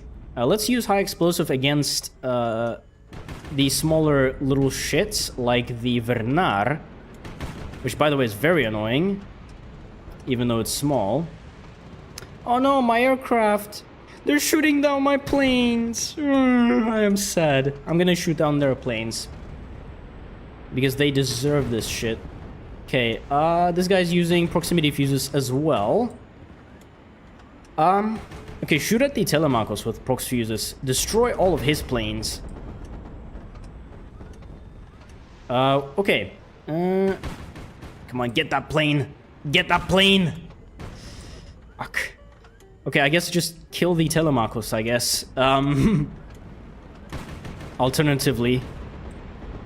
Okay, we are being shot at a whole bunch. But the Remora does have armor, mainly on its sides, so I think it would be better to do side combat with this ship. Aye aye. Down she goes! The Telemachus! Fuck you, Telemachus. I hate you. And I hate the bearer of the swordent. I don't know how else to say shield. Okay. I mean... Okay, it is already running out of fuel, despite the fact that I've been fighting with this for a while now. Okay. I wouldn't say that this ship is also front line. It can survive getting into combat, but I feel like its main objective is really just defense against missiles and planes and things. The 100mm guns with proximity fuses are extremely effective at stopping stuff. So, that's probably the main reason why this ship was designed. But, I mean, just shooting at them... Oh, I like how the voice lines say Effendi. That's actually really cool. That's really cool. That's a very nice touch, shield bearer. Very nice touch. Not bad. Not bad at all.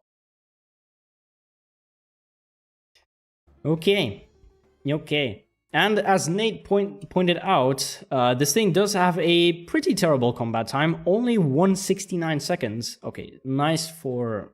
you get it.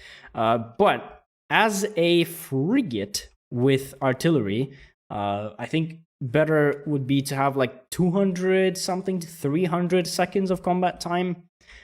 This ship was probably designed with the primarily to be paired with your flagship or your just tanker or whatever, to act as a missile defense thing. You'd send the planes strategically with AAMs to, you know, just... yes, very analogy. And if they persist in launching missiles and you're still being fired at, you can launch one of these, just detach it from your main fleet, load up your guns with 100mm proximity fuses, and get ready to launch the shit out of these R9 sprint missiles. And potentially stop, probably, I would say, at least 1, 2... Okay, in the best case scenario, it would be able to stop like 4 cruise missiles with just the sprints. Of course, it could probably stop more, but I think it would take a long time to test this properly. But yeah, the Remora, terrible combat time, but pretty good armor and pretty good defenses in general. So I think you might want to work on making, at least giving it 200. 200 would be good.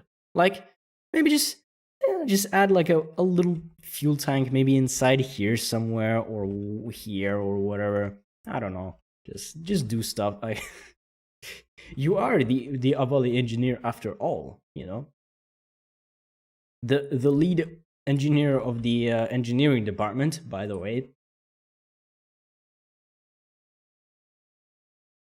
Yeah, that is the Remora. Okay. Huya, huya, huya, huya, huya, huya, huya, huya, huya, huya. Now, how long have we been streaming? We've been doing this for like what, 2 hours already. Okay. Mouse, are you still in the call? Are you still in the stream? Sorry, man. It's been a day. Are you still in the stream? Just want to ask you because I want to review your ships before we move on to the other ones. Let's actually do that really quickly. We'll do that. Yeah, that's the first one that I'm seeing here. When Mr. Vessel says, "You mean the fuel tank you deleted?" No. No, Vessel. No, nothing of that sort happened. And Mouse says, "Unfortunately, yes." Yes, very unfortunately, Mouse is still in the stream and still commenting. Damn it. All right. So here is the Kiev La-29. This is an aircraft carrier designed by Mouse-chan. This is basically, this is part of his K-class, sort of K-class sort of ships. He said there was some sort of lore I had to read about them, which, I mean, okay, not that I give a shit too much, but like, okay, I gotta find the lore for this, don't I? All right, but the whole point of this line of ships that you're going to see here, we got the Kiev, the Kirov, Communa is something else, the Kishtim. These three are actually kind of sort of the same class, but the Kishtim is a little bit of a special thing. Let's first take a look at the Kiev. This it's basically like a big ass aircraft carrier with sensors and some PD guns, but otherwise, like it looks like a boat. It looks like a big ass boat. You can see, aesthetically, it is the tower. I think is probably the most aesthetic thing that this ship has. A very interesting design, kind of like this sort of not curved, but like tilted bridge tower design. Also, I like the fact that you have an exposed bridge. I give you points for that. That certainly puts balls on your chest. Very nice. On the foredeck, you do have a whole bunch of T7s. I'm guessing for your strategical intercepts and stuff like that. On the aft flight deck, you do have La-29s, which I guess hence explains the Kiev La-29. Very nice.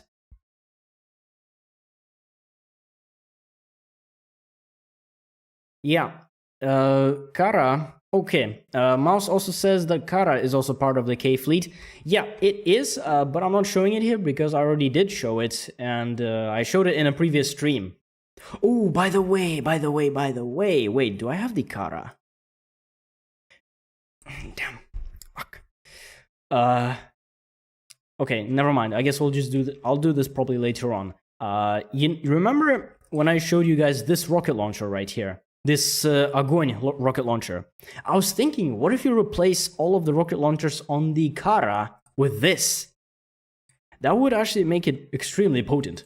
Very powerful. But I don't have it right now, so I can't really do it.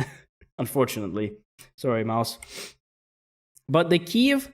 okay, let's look at the price. It's not that bad. It's actually not that expensive. I was already expecting it to be like 100k, but no, it's only 73k. Oh, 74k.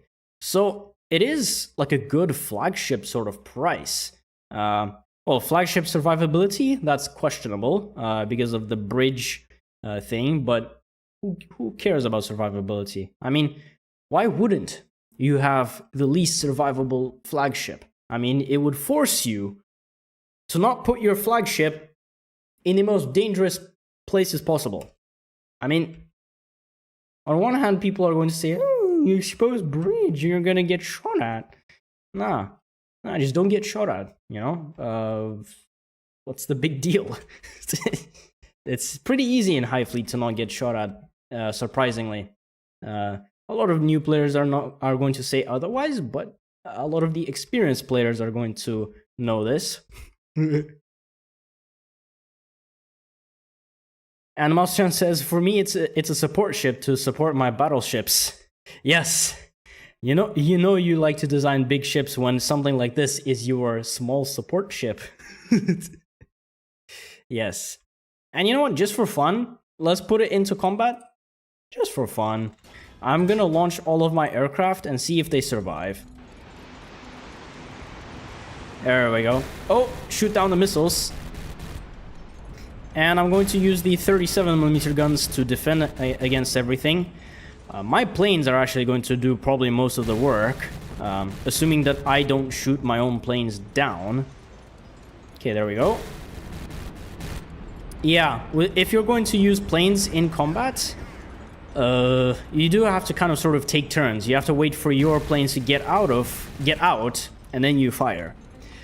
One thing that I'm not sure if that's actually true or not. I haven't properly done this before, but in a campaign, if you have the unguided rockets that aircraft uses, I'm pretty sure your planes automatically equip those in tactical combat, and so your planes could use rockets in combat whilst you are also using your ship to fight your enemies. I'm not sure if that's actually still the case, or if that's even a thing. I hope it is, because the ship would definitely work in this regard. Okay, the Telemachus is dead. I am happy. If the Telemachus is dead, I am happy. The more dead Telemachuses we are going to see, the more happy I am going to get. Okay, stop the missile. Very nice.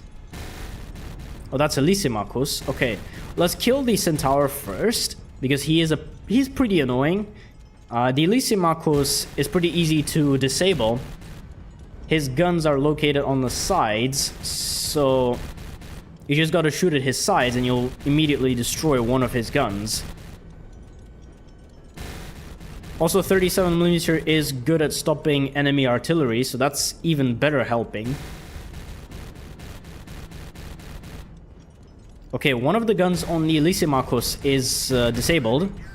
Okay, we might not want to be facing them with our stern. That might be a bit of an issue, but... Okay, shoot at his RT. No! No, don't shoot at my ass. Please. No. Bro, the Heron just giving me back shots. Nah, fuck you, bro. Okay, I might not want to get shot in the middle, because I'm pretty sure we have a nuclear thruster in the middle of the ship. Yeah, that's probably what happened. Oh, wait, what? How did we die? Huh? Alright, okay. Fair. Alrighty. Whatever. But even still, the fact that this is not a frontline ship, the fact that it survived for so long, means that you could theoretically bring it into combat as long as you have planes equipped with rockets. Right. And I think the way that we died was that, yeah, they probably shot us in this ammo autoloader and they probably blew up, and then this guy blew up. Oh no, first they blew up this one, and then they blew up these three right here. So, okay, that's probably how we died. And yes, it is true, this ship does have a nuclear thruster in the middle of the ship, which gives it its main propulsion. So yeah, not bad. One thing I would also like to say, Mouse's HighFleet ships have been converted into Flight to Vera by some people. I think these ships specifically have been converted by there's a guy called he has made some ships on this channel before, so I'm going to thank him for converting these ships into Flight to Vera. And thank you, Mouse, for designing this thing. Hara, oh, what the fuck, that's not Hara. That's the Kiev. Kiev is actually pretty damn good, actually. Not, it's as much as it is mostly focused on aesthetics and not really for efficiency, it is good. I would probably use this thing to airstrike someone. Maybe your house, but we'll see about that. Alright, next up in the K-Fleet, we got the Kirov. Kirov reporting. This is the Kirov, basically a hybrid missile and a aircraft carrier. In the bow, you got some missiles. Very nice missiles. Oui, that is a very interesting sort of sprint cave thing. All of these sprints are sort of looking out from this little sort of cove right here. All right, cool. Okay, more missiles here. Very nice. Missile carrying. Very cool. Very cool.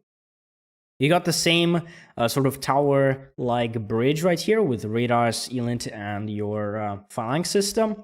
It's actually kind of reminiscent of an actual IRL naval warship with this sort of setup. You do kind of have like a gun or like a close-in weapon system sort of located close to the bridge. I kind of like that. Not gonna lie, I kind of like that. Albanians, you actually missed quite a bit.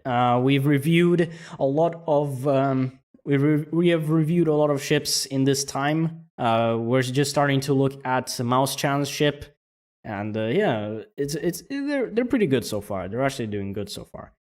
This thing is actually cheaper than the Kiev for some reason. I'm guessing missiles are just cheaper than planes, I guess. So I think this ship is slightly better chance of me picking it because it's cheaper. And also it has missiles, so I am willing to try out missiles again in Flight to Vera. Let's see if this thing survives in combat. I mean, I've already tested the other ship before, but I want to know if this ship is slightly more survivable. Oh, I'm assuming it's about the same. It's the same sort of class. It's the same sort of like design thing. Okay, shoot down their missiles. Launch my planes, and my planes are going to do a little bit of the work, assuming they're not going to get shot down, but they did. Fuck you guys for shooting my planes down. Oh, also, if you are going to use these ships in combat, you have to stay above your enemies. That way, they can't shoot your bridge out and take you out of action. Okay, shoot this down. There we go. Oh, don't shoot at my nuclear thruster. Don't shoot at it, you motherfucker. Vanellus, shut the fuck up. Shut the fuck up. Shut your 57mm ass up. Thank you. Same goes for you, Quail. Bruh. Okay, never mind. They shot at us in the bridge. Okay, fair enough. All right. One thing I am going to say as well is that even the small ships in Flight to Hara are extremely annoying as a garrison, both as a garrison and as a thing to fight. Really annoying, very annoying, extremely annoying. Because they have missiles, but they also are just fast enough to cover angles and cover distance, so that they can absolutely blast you with whatever guns they have.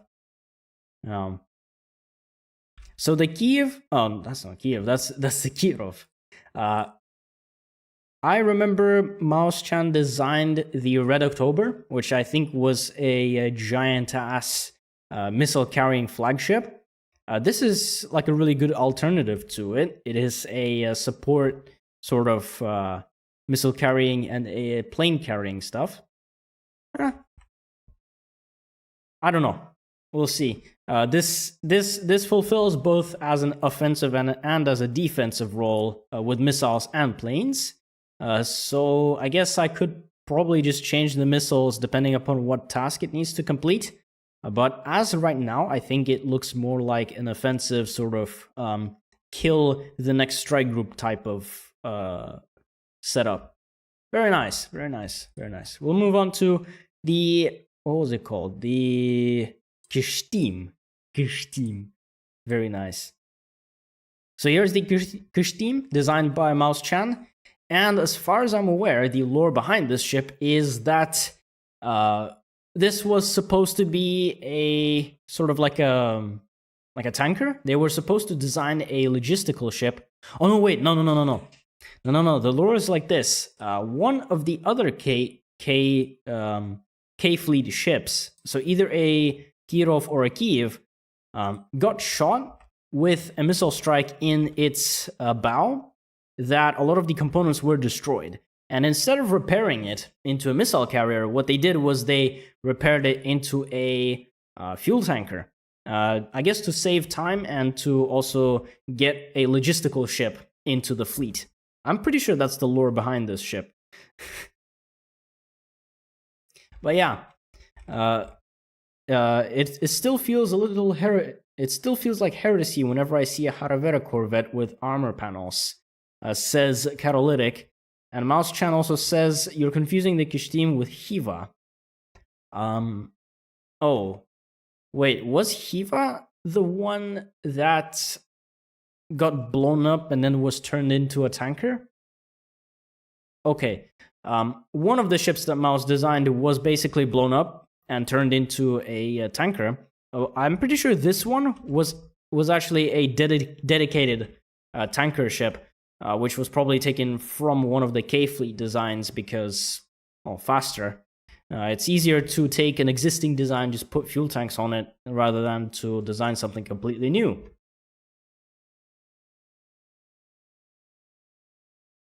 Albanian says if there is a ship called Kishtim, that means there must be a ship called Karlik.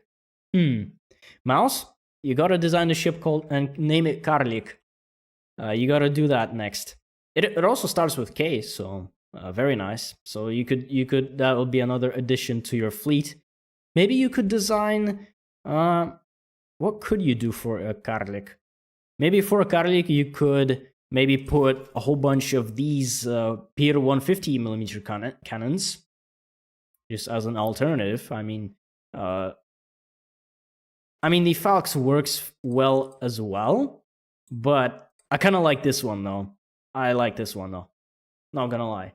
In my next campaign, I am definitely going to choose a ship which will have these guns, or maybe even two ships which have these guns. And I'm going to probably use it to fight strike groups and all, and things like that. Maybe even garrisons, but mainly against strike groups, because it does pretty decent job. Okay. I've already reviewed this gun before, so we'll just put it away. And yeah, okay. This ship has the same armaments as like the other ones that we've seen before. The only difference is that this is a tanker now. Would I say this is an efficient tanker? Well, comparing it to some of the other larger tanker type ships, debatable. But if you take out some of the armor and you make the ship a little bit lighter and also slightly more fuel efficient, it could work just as a tanker. It could work. Maybe you could put flight decks as your armor for below areas. It is lighter, and it costs less than large armor pieces, but it still gives you protection. Still, even with that. So yeah, I don't know. Still, very neat concept. Again, this is part of the K-Fleet designed by Mouse Chan, so all of these ships are supposed to be sort of working together. This is a support ship. You know, you've got the Odessa, you've got the Red October, you got the, what was it called? The Kara, the Kirov, the Kiev, then you got the Kishtim. All of the really nice ships. Very nice. And Mouse also says, don't forget the Zaporozhye after that ship. I've already reviewed the Zaporozhye. So, I don't... Wait, do I even have it? I don't think I have it. Well, I already reviewed it. It is a very nice missile defense ship, and I think it could be readily converted into flight to Vera. But yeah, I already did review it, so I'm not really going to do that right now. K-Fleet, I'm pretty sure that's all from the K-Fleet. So, yes. Okay, I'm pretty sure that's all of them, right? Oh, you can also see there is Communa, but that's not Mouse's ships. That's Microscope's ships. We'll get to that later. Where did I stop here? Interesting question. Very nice question. Storm Kadlina. What is that? What is this? Storm, Catalina, Remora. Oh, okay. Yeah, okay. I think we're gonna be done with the HighFleet ships for now. At least for now, anyway. If there's not a new one, this is the Storm or the Storm, designed by, I believe, the Avali engineer, the same person who designed the Remora and a missile carrier from before. This is actually a light interceptor type ship. Okay, fuck. This is not a support ship. We'll move on from that. I think I already did review it too, so we'll move on to this one. We got the Catalina, which I think was designed by the Avali as well. Yes, I think so. I think so anyway. Let me check. I could be wrong. There's just so many like similar designs that I'm just like, I don't know. I'm quite flabbergasted. Where is le sheep? Where is le sheep? Okay, I don't see it. I have no idea whose ship this is. All right. But yeah, basically the Catalina is sort of the same thing as what we saw with the Grimeshi, which is basically a missile interception and also missile using platform. This ship was meant to have A200 Altair missiles on this, so I'm just going to really quickly put those here. Or did it? No, the ship had A100s on it, I believe. So yeah, I'm just gonna put A100s because that's what I saw here. So I'm assuming that that's the intended design. And this right here is actually basically a squished and a cheaper version of the Grimeshi. I think I would probably choose this over the Grimeshi because it still has the same capabilities of using R9 sprint missiles, interception, and you got 4 missile silos for A100s, sort of squished together, or whatever missiles of your choice. And it is also a pretty decent range, speed, and stuff like that. But the main thing is, it is way cheaper than the Grimeshi. If I were to take a ship with a multi-role function like the Grimeshi, I'll probably choose this guy instead. Probably because of the cost, but yeah. The Grimeshi, I think, also has more sensor capability. It has a radar, but I don't think it would be difficult to put a radar on this ship either. I don't know, just fucking like... just do like this, I guess. It's going to block the thermals a little bit, but that's fine. I mean, it doesn't even need radar. It has the fire control radars. That's plenty enough. And also for guidance and things like that. But yeah.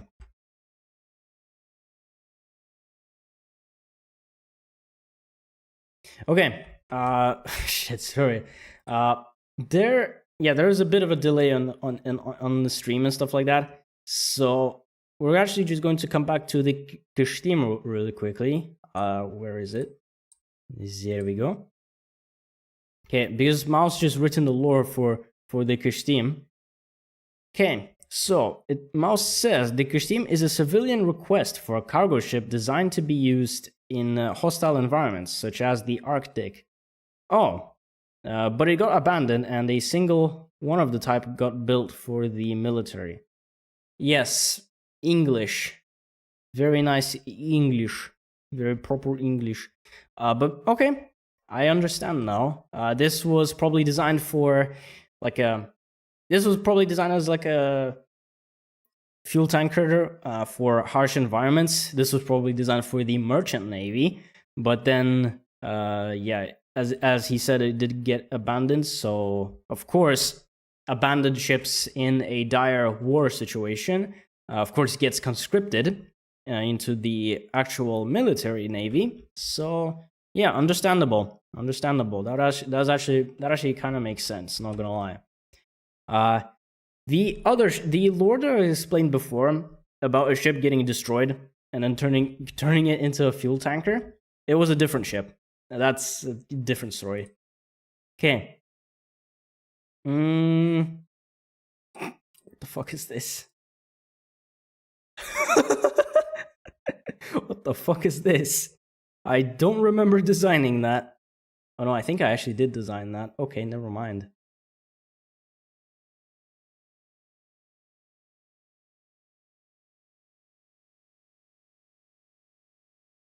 I'm hearing noises. I might. What the fuck is that noise? Okay, never mind. I'm just gonna ignore it. Whatever. Crab.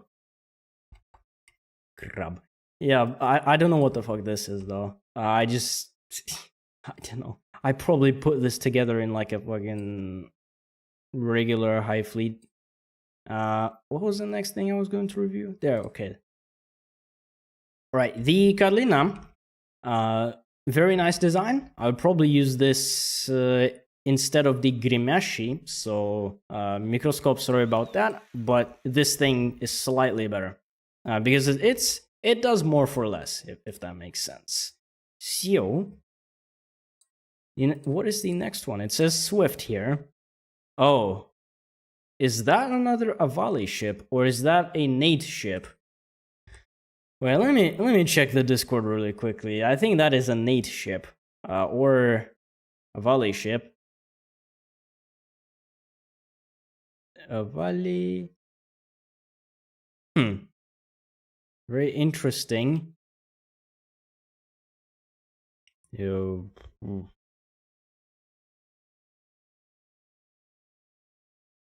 what the hell's going on in the Discord? All the way. Oh shit. Okay, there's a little bit of stuff going on in the server right now. I'm just gonna be completely real. Okay, never mind. I should probably not get distracted by the Discord too much. All right, never mind. Whoever's ship this is called the Swift. I'm assuming this is Avali's design since the naming convention is very similar to the Kadlina and stuff like that. This is basically just a single tanker. It can land with a single leg. I don't know what the fuck this is. A thermal sensor from below. Very Romani design. Right next to the thrusters, putting thermals. Very good. It actually increases the effectiveness and efficiency of the thermal sensors. That way, it is able to actually see the enemy ships way better because your thrusters are actually going to like sort of contrast very nicely. Yes, it makes the difference between your thrusters temperature and the temperature of enemy ships a lot clearer. So yeah, putting this thing next to your thrusters, always a good idea. Very nice. You got also a Elant and a Jammer. Okay, I guess if this thing gets struck by missiles, I guess you could try to jam the fuck out of it and just get away. But otherwise, it's just a little tanker. It is a bit expensive for a tanker though, so maybe not the first choice. And while we are on the topic of tankers and such, here is the Communa. This is Communa 1. This is basically a line of ships designed by Microscope. They all have a very similar design. So let me just show you all of them really quickly.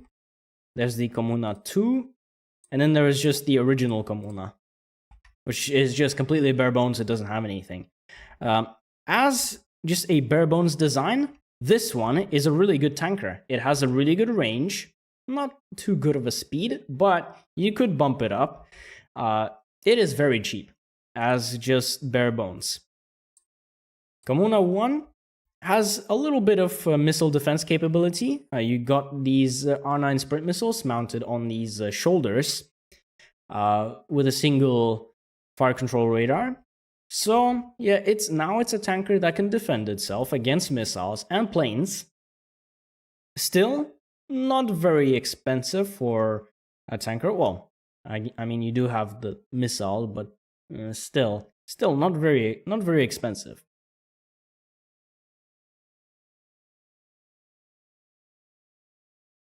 Okay, wait. Hold up. The chat is also going a little crazy. Wait. Mousechan says, anyway, I'm gonna go to sleep. Bye bye. And eat your greens. All right, okay. Bye, Mouse. Good night. Good night, bro. I hope you have a good sleep, I guess. Okay, now that Mouse is gone, let's go. let's go nuke the K fleet. Nah, I'm kidding. We're not gonna do that. I don't think we'll have time for that. And as you move on, you sort of get more and more sprint missiles on the Communa, which is really cool. And you also do get these A100 missiles on the Communa, I'm assuming MK2 version. Very nice. I mean, I kind of like the platform of this ship. I like this right here. I like the fact that this thing has really good range. And the fact that it is also very cheap despite being so big and carrying so much fuel. That's kind of the whole point of these like bare bones, like very really no bullshit tankers. It's very cheap and you can carry a lot of fuel. This might be a good candidate for a tanker, unless I find one that is faster, provides the same sort of range, and has around the same sort of fuel for your fleet. So yeah. Communa probably works better without all of the sprints and things like that. But I'm assuming you'd add all of these things as the campaign goes on. As you get more money, as you get more missiles available, you could just put these onto the shoulders. You can expand this ship and whatever. If it survives even. I mean, this is the Beans Navy we are talking about, so yeah. Let's review the Cormoran. Except that's just the Republica. I think we've seen that ship before, plenty of times. It's alright. It's alright. I mean, I even remember seeing Tuff play Flight to Hara with this ship, and he actually used it in combat against strike groups. Not terrible, but not primarily designed against fighting. So yeah, the fact that Tuff even managed to defeat strike groups with this guy, it says a lot about this ship. All right. I mean, we don't really have a whole lot left. We got. Okay, now we got Okabe's ships. Oh, they're gonna be good. They are going to be good. Okabe Suho has some ships as well. Wait, did Nate just say PP when? PP when? When are you gonna show your PP?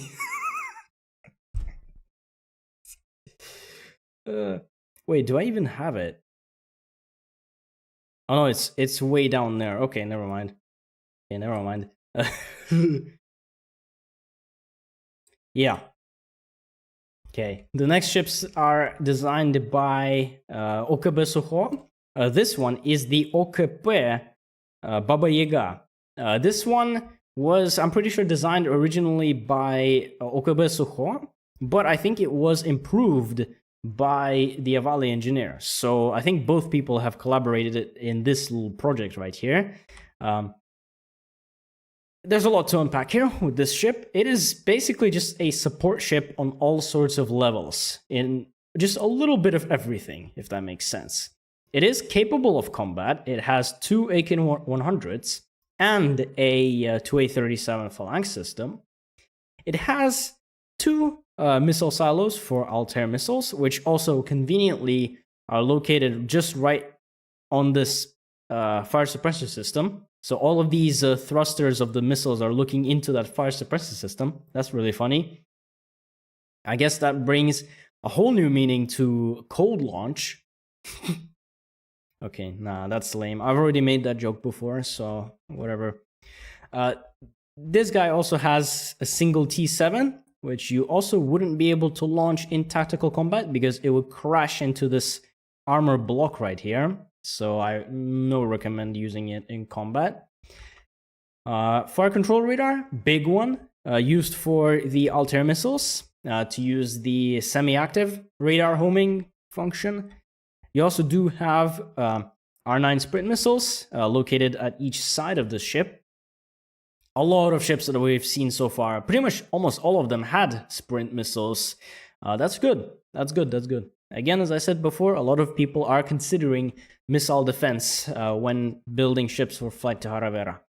I feel like my experience has brought a lot of experience into the shipbuilding as well. And also Tef, don't forget. He did beat flight to Vera before me, so yeah. And on hard difficulty, don't forget. Don't forget about that. You know what? I am going to test it in combat as well. Not for very long though. I just want to show you guys that it is capable of doing it. Baba Yaga. And it has almost the same firepower as the AK-100, so... Fuck, not the AK-100. Lightning! Okay, kill that plane, please. And... kill this gun. Sorry, this ship, this Navarian. Okay, I gotta finish up soon. I'm getting a little bit, you know. Come on. Okay, shoot this thing down. Okay.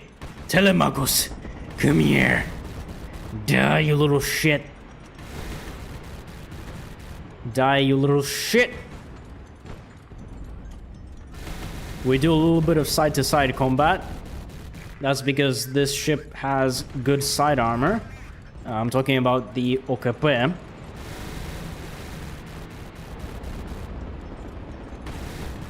Oh, wait, I just realized I can launch an Altair at him. Huh. There we go. And we're done. Cool. Nice. I forgot to say this, but you can launch Altair missiles in tactical combat as well. So that's also really good. Very nice ship. Just neat. I mean, there's not really other things I could say about it. Now the OKP Baba Yaga. Very nice. Okava. This is the Okava 02. I'm pretty sure this is designed by Nate as well. This is just another tanker. This time it has a radar. So if you wanted to use a tanker to find hidden people, you could use the ground radar on this thing. Cool, cool, very nice. Okevo. I like how it's just the same name, the same ship, but it's just different. This is a more flatter fuel tanker. Okay, nice. Also designed by Nate. Okay, cool. Very nice, very nice. Okay, Pavis, that's something completely different. Okay. Yo guys, all I'm gonna say is I'm gonna show the PP now. Yo guys, I'm gonna show you guys my PP, bro. Come here. Okay, here it is. That is the PPN, designed by Nate, the same guy who has designed a lot of ships that we've seen here so far.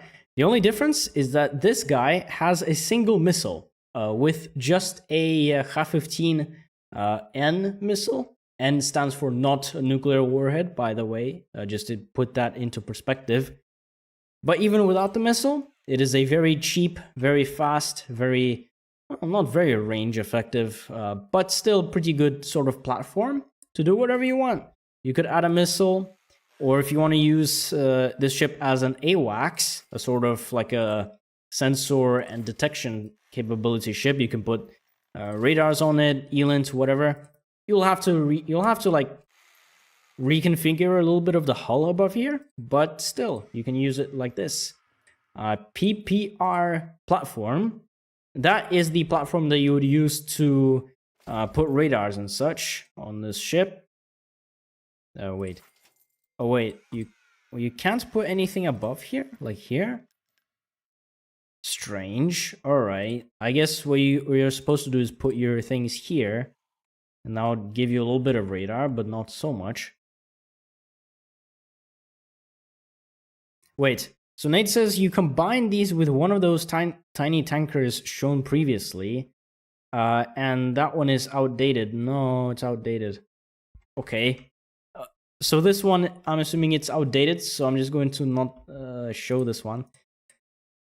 But still, even the updated version, whatever it may be, still having a small-ass ship for whatever singular purpose it needs to meet anyway.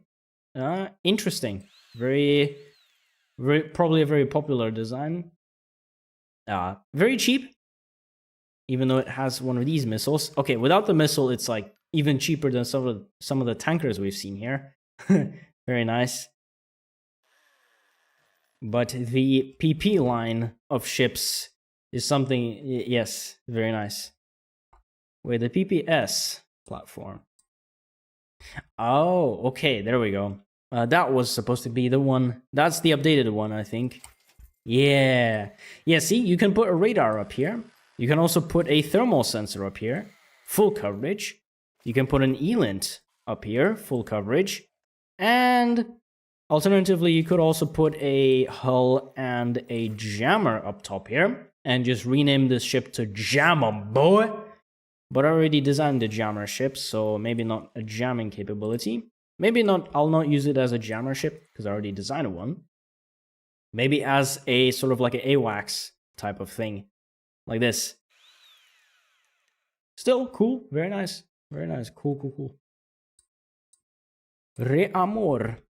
Oi, what is this thing? Oh, I know what this is. I'm pretty sure this is actually a redesign of one of my very early cheap aircraft carrier designs, which if you've been around on this channel for a while, you will actually know what this is. Or I think one of these videos was probably the reason you have found my channel. So it's kind of interesting to see how my really old ass outdated design just gets updated into something like this. How times fly. Very super tiny carrier. Again, designed by Nate. Nate, why the fuck are you designing everything, bro? Like, what are you, the support ships guy or what? All right, okay.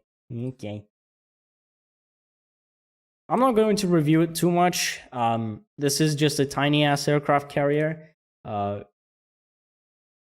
bad. And I think the next ship is also designed by Okabesuho. There we go. The ship is called the Skylark Topleva. Topleva means fuel, and as you can probably tell, you might know why it was named this way. This is literally just a huge-ass, chunky tanker with no landing legs, because who gives a shit? Who needs those anyway? You can just land on a fuel tank. This bottom fuel tank serves as like a cushion for landing in case you need it. You basically fill this one up with like foam or whatever, and it basically just like lands like a pillow in a way. So you know this 15,000 ton ship just lands like a pillow. Very nice. Otherwise, this thing doesn't have anything. Just fuel, just thrusters. And also notice, Okabesuho took some inspiration from Mr. Vessel. He put fuel lines connecting to the thrusters. Now, I'm not seeing any sort of copyright infringement here at all. That is okay. Mr. Vessel, you might wanna check your copyright privileges or whatever. But yeah, this is literally just a huge-ass Skylark. It doesn't have any sensors, though, so it doesn't really make it a Skylark, but it does make it a huge-ass tanker, so could be chosen for a campaign, who knows. Okay. What is this thing, what's this little thing right here? This guy is called the Tochka. I'm pretty sure this was designed by either the or Albanets. I think that was the guy who designed this thing. Wait, let me actually check who designed this properly. Because, again, there's just so many of these little same homogeneous designs that it's just kind of crazy. Okay, Tochka, who designed it? Oh, okay, that's right. This guy was designed by Microscope. The same guy who designed the Grimashi, the same guy who designed that that aircraft carrier that doesn't actually work as an aircraft carrier, but who gives a shit? This is just, I guess, an attempt to make a small-ass AWACS ship, just a slightly different form from what I can see here. It's just a cute little ship. I mean, it sort of looks like a Fennec, and it kind of looks like something Flight to Hara Vera would have as like a little, sort of like just a cute little ship, you know? Very nice. I mean, you could put pretty much anything you like up here as well. Again, it could serve as an AWACS role, or well, you can't really put any guns here. What if you put bombs below? Oh yeah, that's one way that you could actually weaponize this ship. You could put bombs below. That does two things. That gives you armament, but it also delays your enemies. Whenever you do a silent strike, when your enemies are on the ground, if you have a bomb attached to the bottom of your ship, it'll actually force the enemies to stay on the ground longer. And as far as I'm aware, this mechanic was added so that it'll give you time to actually drop these bombs on your enemies before they get to take off. That is actually something that Frostfor tested in one of his videos, and countless videos from other YouTubers, I think. But yeah, you could weaponize it by adding these bombs here. Even though I don't really use them, but interesting thought nonetheless. Yeah. But yeah, otherwise there's nothing really much to say about it. It's a cute ship. I will give it that. I will give Microscope bonus points in cuteness, I guess. Of course, not all of the points in cuteness. No, that would be for Captain Pupper. He gets all of the points in cuteness. He gets all of them. Okay. Oh, shit. I didn't look properly. There is Variag in this menu. I just didn't look properly.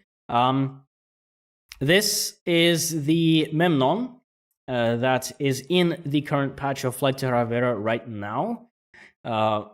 This is, if you have played this mod for a little while, you'll know that this is actually an old version of the Memnon. But the reason that the Shield Bearer decided to put this one back in is probably because, well, the new big one, was pretty much just heavy on FPS drops and stuff like that.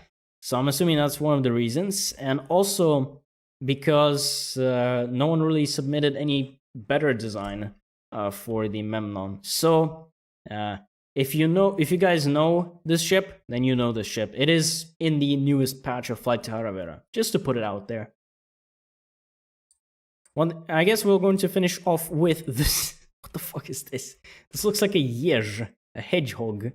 This is the XE01 Jammer. This is designed by the Avali engineer, the same person who designed some of the other ships before, which doesn't really narrow it down, but I guess who gives a shit. This thing has 0 fuel, very abysmal range, but it is hella fast, and it has a jammer. So you could pretty much just detach this thing from your main fleet, get a missile to get attracted towards it, lead that missile away, get out of the active seeker range of the missile, and then get back into the fleet, and then be happy that you didn't get absolutely nuked, like in that one video with Frostfor's custom ships. Yes. The Flakkenschippen, designed by Okabe. This ship, I saw this one before, but it's a really interesting take on air-to-air defense. I think Okabe definitely noticed that I like to use artillery to stop aircraft, and I'm assuming that's probably the reason why he put AK-100s here. Very nice. He also put 180mm Sarmat guns, out of all things. Why Sarmat? But on the other hand, 180mm proximity fuses are also pretty damn good, not gonna lie. They are expensive as shit though, because it's the biggest caliber. But as Tef has shown us, even one 180mm proximity fuse can stop a cruise missile. So, it's work, I guess. Oh shit! I just almost destroyed my entire setup here. All right. You know what? Let's test it out in combat. Let's see how this thing is like. Boom, boom. Okay. Oh, come on.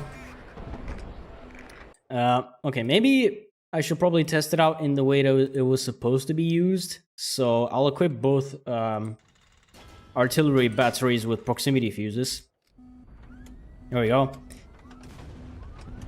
There we go. Yeah, this ship was probably more designed as a missile defense ship, an aircraft defense ship.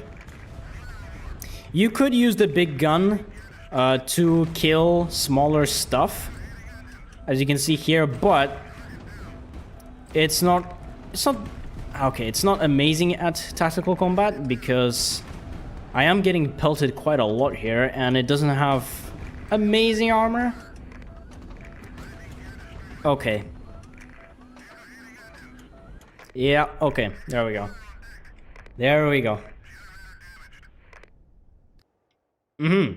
So, from what I can gather, this wasn't really designed as a frontline ship, which kind of goes for every single ship in this stream. But the flight decks up aloft kind of tells me that the creator either wanted to defend against nuclear explosions, or he just wanted some cheap armor against airstrikes, in case he does get hit by stuff which planes carry. I would probably use this, just send it out of the fleet, deal with aircraft, come back, or just keep dealing with them, whatever. Equip proximity fuses on probably both calibers. And, I mean, the 180mm guns, I don't know why the creator put it here. I'm assuming he just did it because artilleria. I'm assuming he just wanted to put some artillery on this ship. I guess in case this ship does get raided by ships, at least it can actually kill stuff. But I wonder, would it be better to keep just 100mm guns? It would certainly be better from a strategical perspective, but I think I'll keep it like this, because that was the way it was designed. And I think the big artillery could do something. Also, I like this thing right here. This squeeze technique right here. Very reminiscent of a Mirkinos.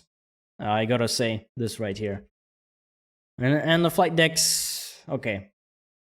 Yeah, as I said, one of the two reasons that could be that the creator put flight decks. So that is the... What was the ship called? That was called the Flakkenschippen. Very, very Germanic name for a ship like that. And Vessel said that you had fire suppression systems. Yeah, this thing does have fire suppression systems, but it's not good. The reason is because it's too far away from the fuel tanks. The fuel tank right here. If you want to properly do fire suppression systems, you might actually want to put at least a couple of them closer to this guy. This guy was set on fire, and so maybe at the very least, like attach one or two right here. Like this, maybe. So, yeah, okay. That's the Flakkenschippen. We got ourselves a little bit of a missile carrier. This one, I believe, was designed by the. This is just a missile carrier, a small sort of Yars-style missile carrier. Certainly works similar to a Yars with some sensors and some missile defense capabilities, though. Ooh, I like how he put the Grom cannons here as well. Yeah, he did definitely inspire from the Yars, which does have these guns right here, but I'm not sure if I'm going to choose this one because we've seen some better alternatives for carrying missiles, or carrying missiles specifically. Mr. Vessel's Daybreak had some of the best sort of strategic missile gameplay built into it.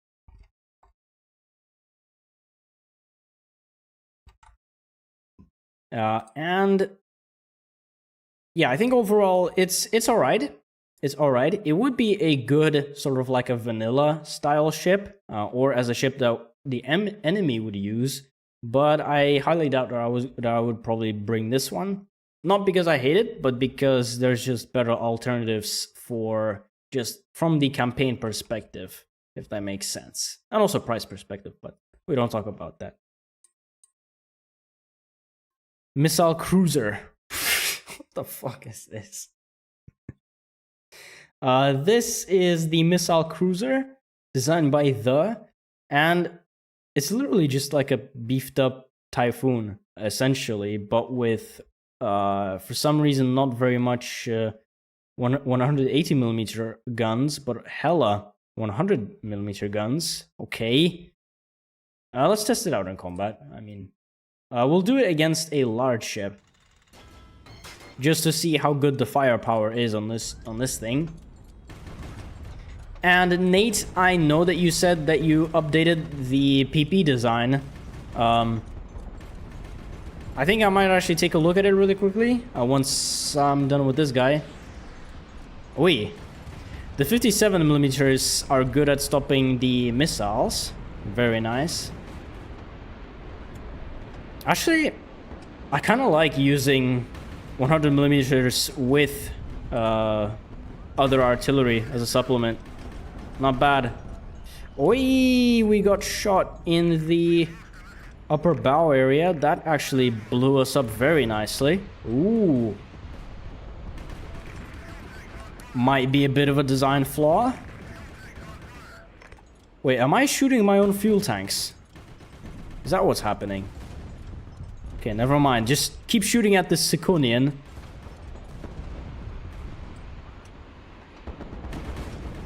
Okay, just shoot at the Siconian. Keep shooting at him. Just deal damage to him. He has a pretty weak top. Oh, shoot at the missile. Oh, okay, there we go. That top part is a bit of a... Oh, okay, I mean, that makes sense. This part of the ship is just completely empty. And you do have ammo autoloaders here. I mean, bro, at least put some armor here. At least some flight decks. Like, it would look good, and it would give some armor. Whereas if you just have these empty hull spaces, it's not really going to do anything, except let rounds pass through.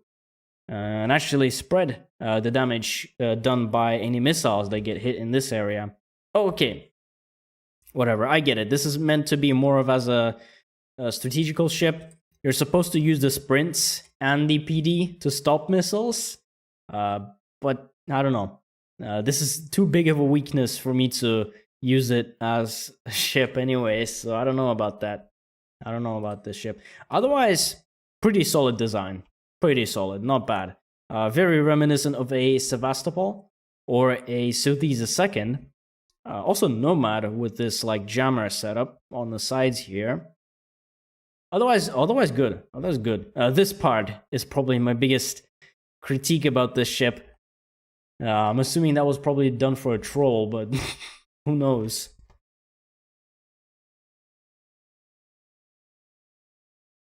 Yeah, well, Mr. Vessel, I know.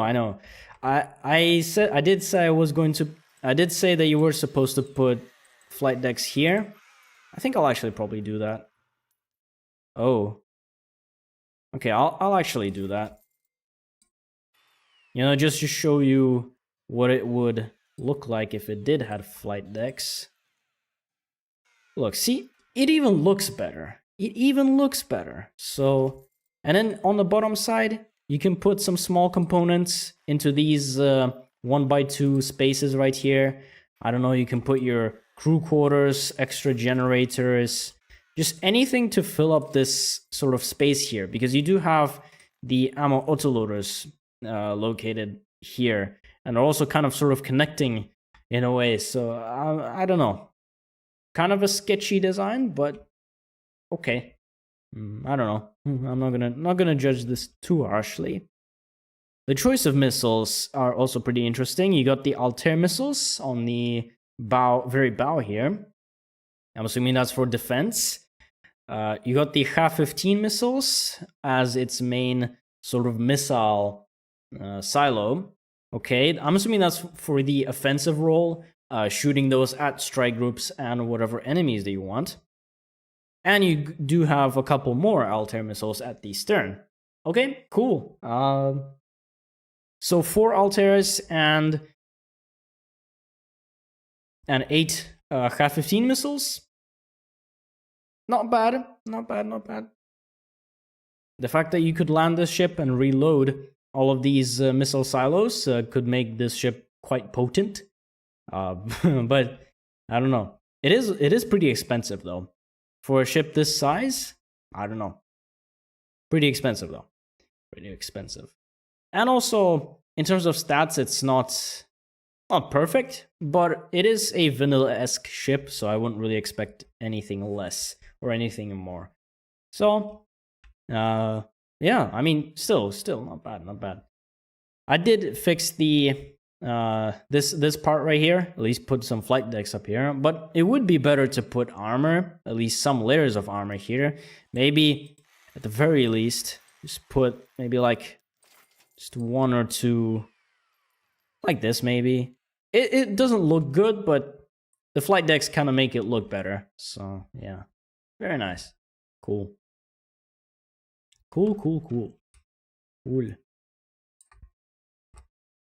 Very is the nice. Didn't Nate update the PP as he said from the chat? He did update it, so I'm just gonna take a look at it. I mean, it is just the same thing as before, but just slightly different. All right. Okay. Oi, what is this? Oh, I did not realize that this thing also existed. This is the Starrier. Pretty sure this was designed by Okabe Suho. This actually wanted to feature this guy because this is a really cool ship.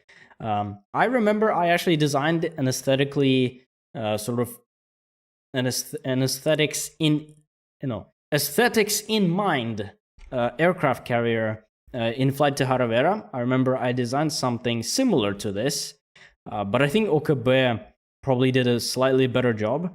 It kind of looks like an aircraft carrier, like a real life one, except that you don't normally have a flight deck above an existing flight deck. But this like bridge setup and this sort of like flat flight deck area, the sort of boat-shaped hull, really cool, and it's not. I believe it's not as expensive as some of the other aircraft carriers. It is cheaper than the longbow, that's for sure. But I think the Eventide might actually win in terms of aircraft carriers. Yeah. It's cheaper, and it is a little bit more sleek design, in my opinion. But the Starrier still is a very good attempt at building something like this. I think if you remove these sensors up aloft here, it'll actually make it almost the same price as the Eventide. So, very cool. All right. Oh, and also this thing does have guns on it, so it can defend itself at the very least. Not very well though, because it's 57mm guns, just 2 of them. But the Eventide doesn't have any guns, so you could argue for this ship because it has guns on it. But aircraft, yeah, well, okay, it has more aircraft than the Eventide, but I think the Eventide probably is the better choice when it comes to aircraft carriers in terms of like just aircraft and stuff. Still a really cool design. Really cool design. Okabasuho, I think, did a great job with this here.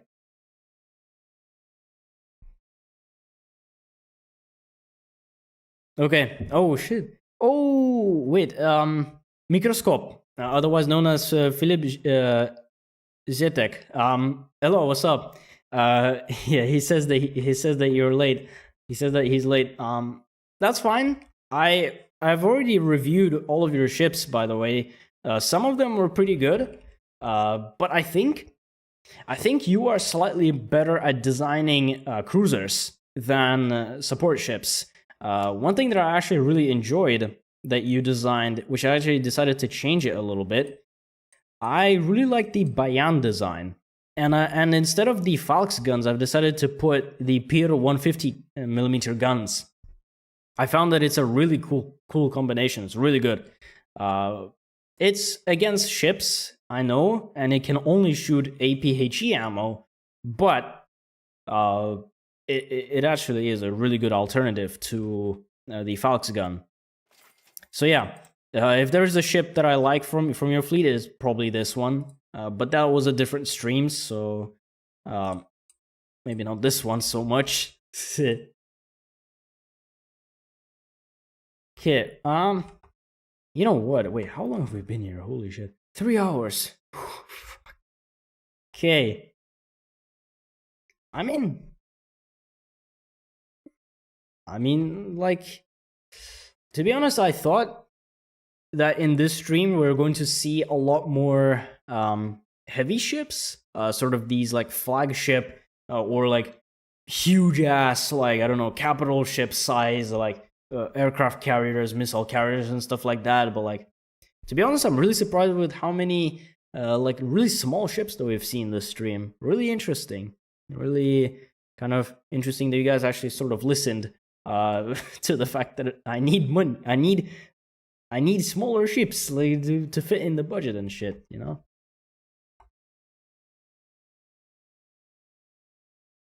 Honestly, armored support ships are kind of Mr. Vessel says, and he says it's also better to give them some flight decks so you can't get slow, hungry ships. I think I'll agree with you. I'll agree with adding flight decks to your ships, but not for that reason. Flight decks, I like flight decks for a slightly different reason, but you know what reason that is, so I guess we'll just leave it at that. And since that, I think that was pretty much all of them, I think. Yeah. Honestly, really good. I have reviewed a whole bunch of your guys' support ships, which you have designed for Flight to Vera. Some of them are better than others, I will have to admit. I will have to conclude on that. But the thing that I wanted to achieve with this video, which I certainly did, is that we did get some winners. I think there are some ships in this stream that I might actually even bring into the Flight to Vera campaign on hard mode in the newest patch. So, I think with all of that being said, I think I can actually finish the stream here. I'm sorry if no one has actually made it. I'm sorry if some people haven't really made it to throw in their ships for this stream. I might actually make a stream later on where I decide what ships to bring into the campaign. Maybe that could be sort of like a last-ditch effort. If you got like a really good design that you needed to throw at me and like I didn't take a look at it, you could potentially do that. But the next stream is probably not going to be ship reviews, at least not for now. It's going to definitely be more testing / strategical analysis and stuff like that. So yeah, I think that should be it for this stream. I am getting quite a bit tired, so I think we are going to have to probably call it a day. It was fun. It was a good stream anyway. So thank you all so much for being here. Now this stream wasn't as popular as probably the previous ones, but that's kind of understandable. I mean, this isn't really, I'm not reviewing some of the big buzzwords, you know, like capital ships or stuff like that. So it's not going to attract too much attention, but I did achieve my goal with this stream of getting at least a couple of ships I might actually consider choosing for the campaign. So yeah, that being said, I hope you guys have enjoyed this stream, and I hope you guys are looking forward to Flight to Hara Vera in the future, and also some of the more streams in general. So yeah, on that note, hydrate yourselves, and I shall see you guys in the next one. Bye-bye. I'm going to go now.